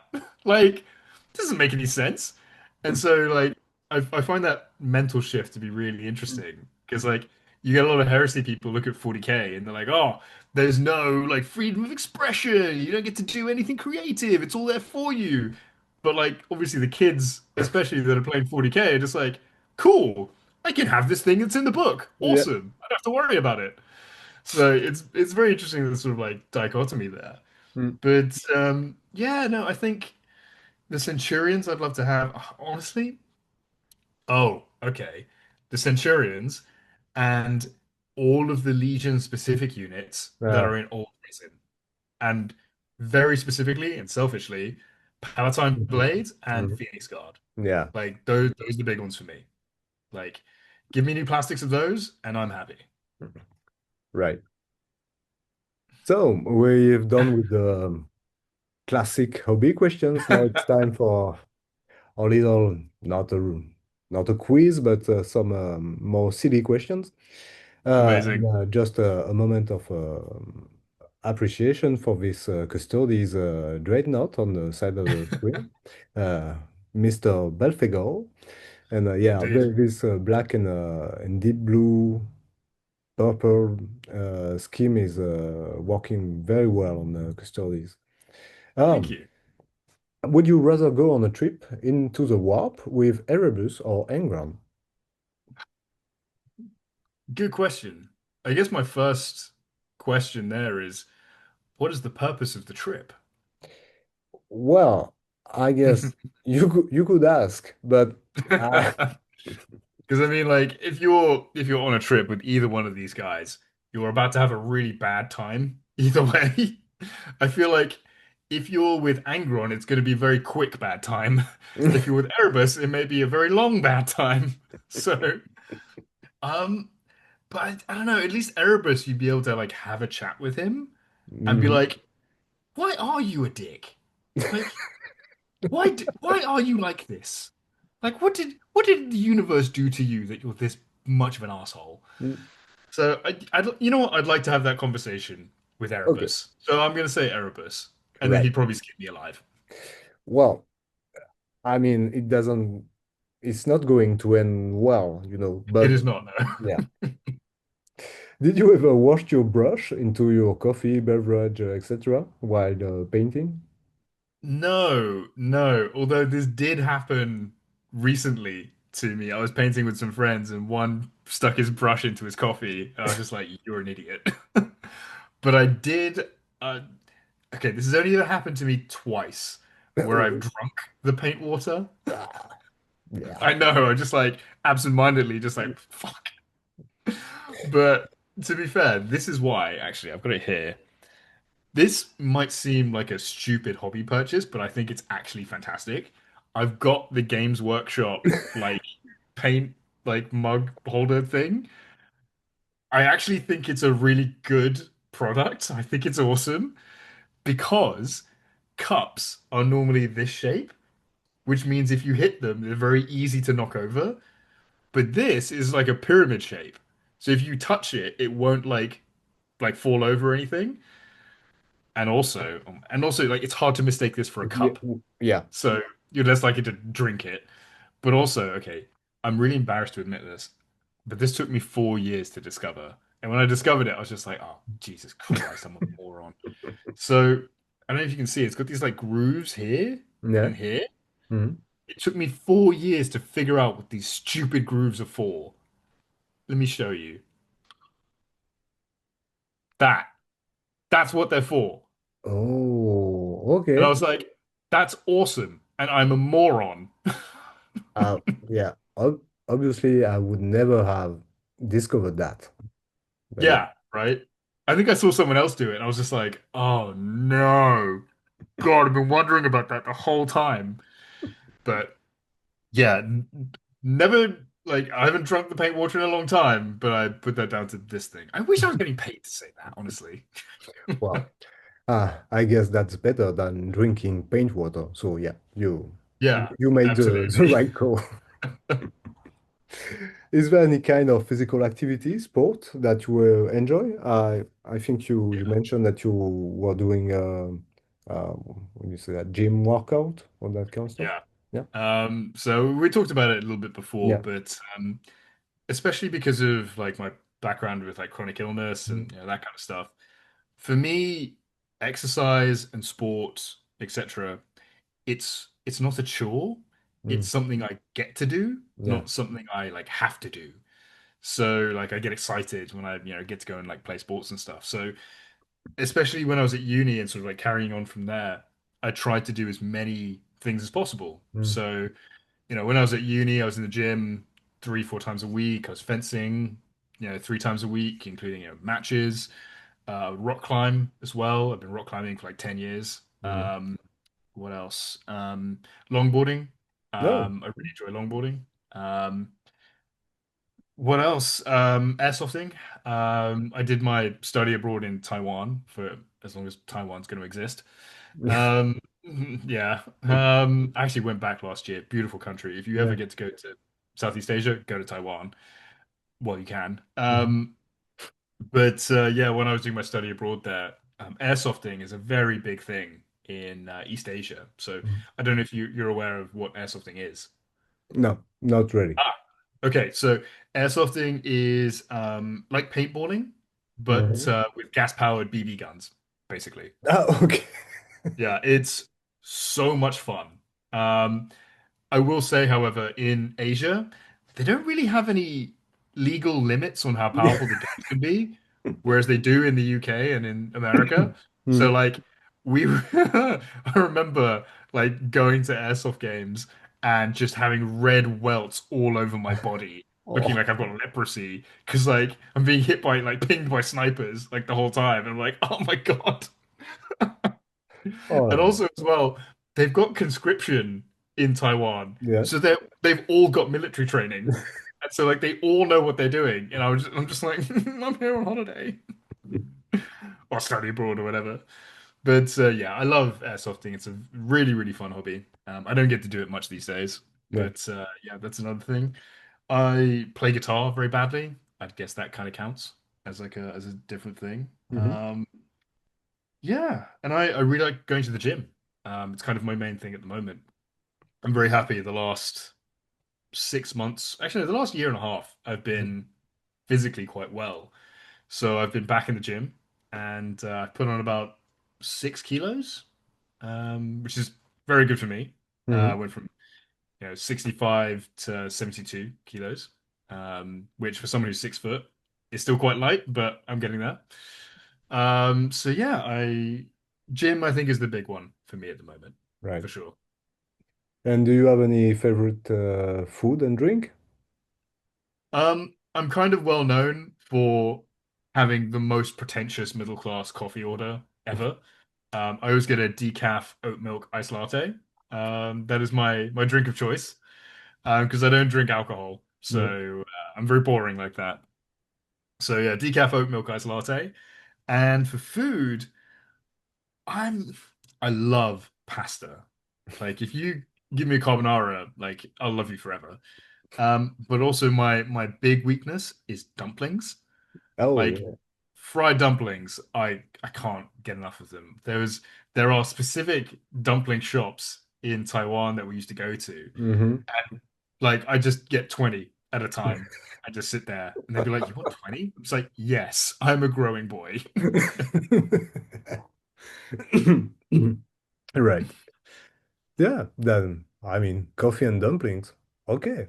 That's Of cool. course. What better combination to make you shit yourself very quickly? And do you do anything else while you are painting, or when you Yeah, paint, you just paint? yeah. So I it's all the typical stuff everyone does. I listen to a lot of podcasts. I listen to a lot of YouTube video essays. Hmm. Um, there's a lot of different stuff I like to listen to about politics, climate change, science, international relations, history, all that kind of stuff. I'm actually going to make a Substack article of all of the YouTube channels and all the podcasts I listen to along with like a bunch of the audiobooks that I really enjoy, Hmm.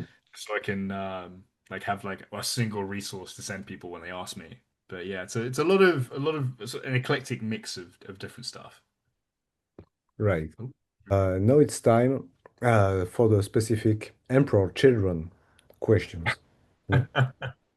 Because you are quite an aficionado, so I think you might have pretty interesting answers. So, would you rather have a big sack attached under your chin or a tentacle attached to your forehead? Tentacle on the forehead every time. Um, Just like that. Very specifically, straight in there. Very specifically because people call me a dickhead anyway. So it suits the aesthetic. So that's just an obvious one right off the bat.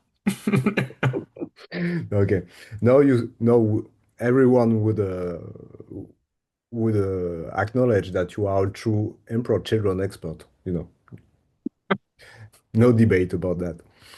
No, this might be a bit trickier. So, Mhm. if we take Lucius, the faultless blade, on one side, and Kharn, the betrayer, on the other side, and Mm. then we put down a duel on the battlefield, who would Mhm. win? Khan every time. And the I can say that with no hesitation. And the reason for that is because Lucius will try some like fancy nonsense, and then Khan will just punch him in the face and then eat him. That's what's gonna happen. Like Lucius is gonna be like, "Oh, I'm gonna try this fancy stuff," and you just get punched in the face. Yeah. Like Loken did it before, Khan will do it again. Like I have no doubts about this. But the issue is with both of these characters is that Khan will win the first one, Mm, then Lucius will win the second one, and then Khan will win the next one because they keep getting brought back by mm. each other's deities. Yeah. And like you've got the issue is Khan will kill Lucius, but then Lucius turns into everyone that kills him. Mm, But the issue is I don't think Khan like yeah. I don't think he'll like take any pride in killing Lucius because he'll be in this blood haze, which Mm, means Lucius won't come back unless like Slanesh brings him back. maybe. Yeah. So yeah, I don't know. I don't know. We'll see. On a slight tangent, Lucius. One of my favorite parts of like Lucius's narrative is like a lot of these Chaos champions. They have this whole thing that they don't die. Mm, Like, oh, they're immortal. Like, no one can kill them. Lucius dies all the time. Like, literally, he just dies all the fucking time. Um, and like, one of the best ways he's ever died is he steps. This is spoilers. He steps on a landmine. He blows up, and he's just like, "What the hell happened?" And like the next, like one moment he's on a battlefield, and the next he's transported, and he's standing in a factory, and he's like, "What the hell just happened?" And what's happened is he's stepped on a landmine, but uh, he's become the factory worker okay. of the person who made the landmine. And it's like, what? And that is one of my favorite stupid Warhammer things that's ever happened. And That's a he's good standing there one. just like, I can't believe this. This is just embarrassing. Yeah, I I love love that that. one. And then if we pit Lucius versus Erebus. Oh, Lucius every time, 100%. Erebus is renowned as being the number one grade A asshole, basically, Mm. who everyone hates. But yeah, there's a bit in the narrative where I think he's training with the World Eaters, Yeah. and he's in the practice cages with them, and he pisses them off, and they just beat the shit out of him Uh, because he's annoyed them. Actually, Erebus took, I don't know, 12, 13 wins in the pit, in the World Eaters pit. Yeah, And yeah. then Khan turns to confront Erebus, and then he beats the shit out of Erebus. And Oh he is yeah. about to give him the killing blow, because Mm, Khan just learned that Erebus killed Argeltal. mm, And then at the moment that Khan is going to kill him, Erebus just uh, vanish out of thin air, and Yeah. yeah, he escapes once again. But every fight like that he wins, I d I Yeah, think no, I might be yeah, remembering the book a bit differently, but I think every time he wins, and they're like taking a chunk out of him every time, kind of on purpose, to the point where like Khan comes in, he's just like, "Fuck you." yeah, yeah, So obviously, yeah, yeah, I think Lucius is just on a different skill level. So just like logistically. So yeah, I'm gonna give it to Lucius in that one. yeah. And final opponent, Mm. if we have Lucius versus Sigismund. Sigismund every time, like without a doubt. Like yeah, it's not even that big a competition. Like Sigismund just wins. Like there is no better fighter among the Astartes than Sigismund. Like it actually goes into like he's it's not a Primarch novel, but he's got his own novel. I Yeah, don't know if you've read it mm, yet. But yeah. yeah, I love that. I think it's a fantastic novel. One of the funniest bits in it is when he gets into an Emperor's Children's ship and he's just like, "Oh, does this belong to the Primarch?" Because it's so ostentatiously decorated. He's just like, "Is this for like an officer or the Primarch? Like, I don't get it." And the pilot just looks at him and just goes, "No, like, what are you talking about? This is normal." And it's just like, "Oh, right, okay." Which I love that. But yeah, no, Sigismund embarrasses Lucius. That's what happens there. I think I think it's interesting as well because then the issue is, does Sigismund take any pride in killing Lucius? Because I don't think he does. I don't think so. The man No. is a wow, is a warrior monk. Machine. He doesn't Yeah. take any pride in anything he does. He's just like, Not anymore. hmm, Not anymore. So yeah, I think Sigismund puts Lucius down forever, yeah, maybe, basically. maybe.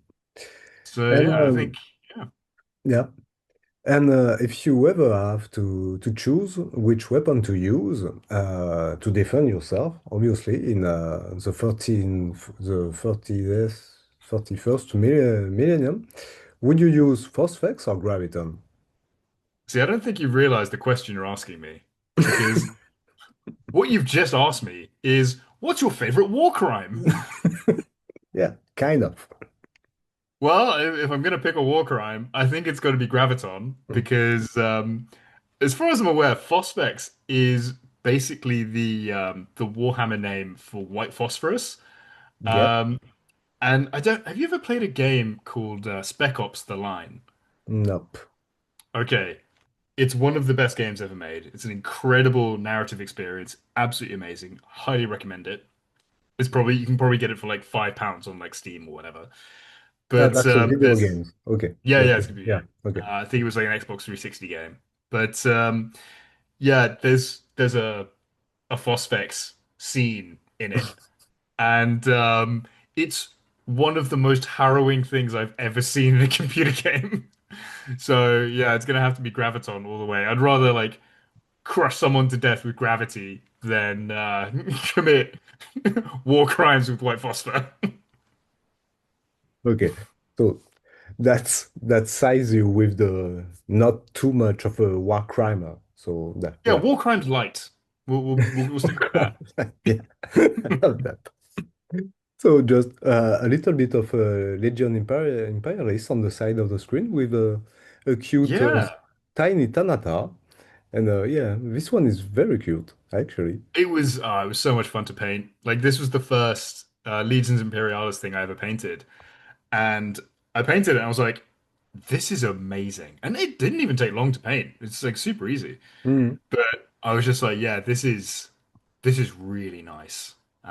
There's something about that epic scale that just speaks to my soul, mm. and like, yeah, it just makes me want to do like a load of it because it's so cute. And so, thanks for taking all this time to answer all those questions. It was, I mean, the most uh, immersive experience and interview that I had until now. So thank you for that. Just, we were talking about the Spartan earlier. Here goes This the is the Spartan. Spartan. Yeah. Yeah, these were the pictures I actually used to enter this into MPO online last year. Hmm. And I will admit, I was too scared to open the doors, Yeah, but even though it's no, painted. no, we know that everything inside is painted. So yeah. Everything inside is painted. Yeah. And Yeah. and My just voice. a small selection of other emperor children from your army. And as you said, if we look at that's the overseer console, if I'm correct, Mm, on the side, yeah, that's it. and Yeah. the Mark III from the command squad, maybe. That's it. You can tell that something has changed in the recipe or in the mastery of the airbrush or whatever. But yeah, there's something different than with the MK6 that we saw before. But still, all in all, as a force, as an army, they look good and well, I mean, they look perfect, like the emperor children that they are. So yeah, Yeah, I mean, it's honestly the army's been this like labor of love. And it's nice to add to it. It's nice to get things done because I'm such a slow painter. But yeah, especially to have it all out on the tabletop is always just really nice. yeah. So thanks a lot for your time, for all your uh, anecdotes and etc. That was very, very cool. If you are watching this and you watch that so far, please, if you are not already following Quipster on Instagram and other social networks, please do, because you will learn stuff, you will have a good laugh and you know, just some good hobby vibes. So I would advise anyone to go follow the man. And if you enjoyed this interview, as the others, feel free to subscribe to the channel and drop a like and or a comment, because I'm sure Quipster will enjoy answering those. And Indeed. whatever. Did you have a good time doing this I interview? had a great time. It's Okay. always lovely to be on a podcast, and it was great to be on here, especially after like all of my friends have been on here as well. Yeah, right. I'll say as well, like we can put the article I wrote on the Emperor's Children Yeah, in the description for people, yeah. We will do so they that. can read my blast of autism. Yeah, yeah. No, but if you didn't read that already, you need to have ju at least a look, because yeah, that's the amount of work and nerdiness that went into that is awesome, really awesome. Yeah. It is fully referenced using the Oxford referencing system. I wish I was joking. No, but that would have fit very well in the black book. Well, I mean the first black book from Forge World. Yeah, Yeah, which I that's read cover to cover to write the article. yeah. So bye everyone, and thanks again, Quipster, for your time. Have Thanks for fun having me to on. next time.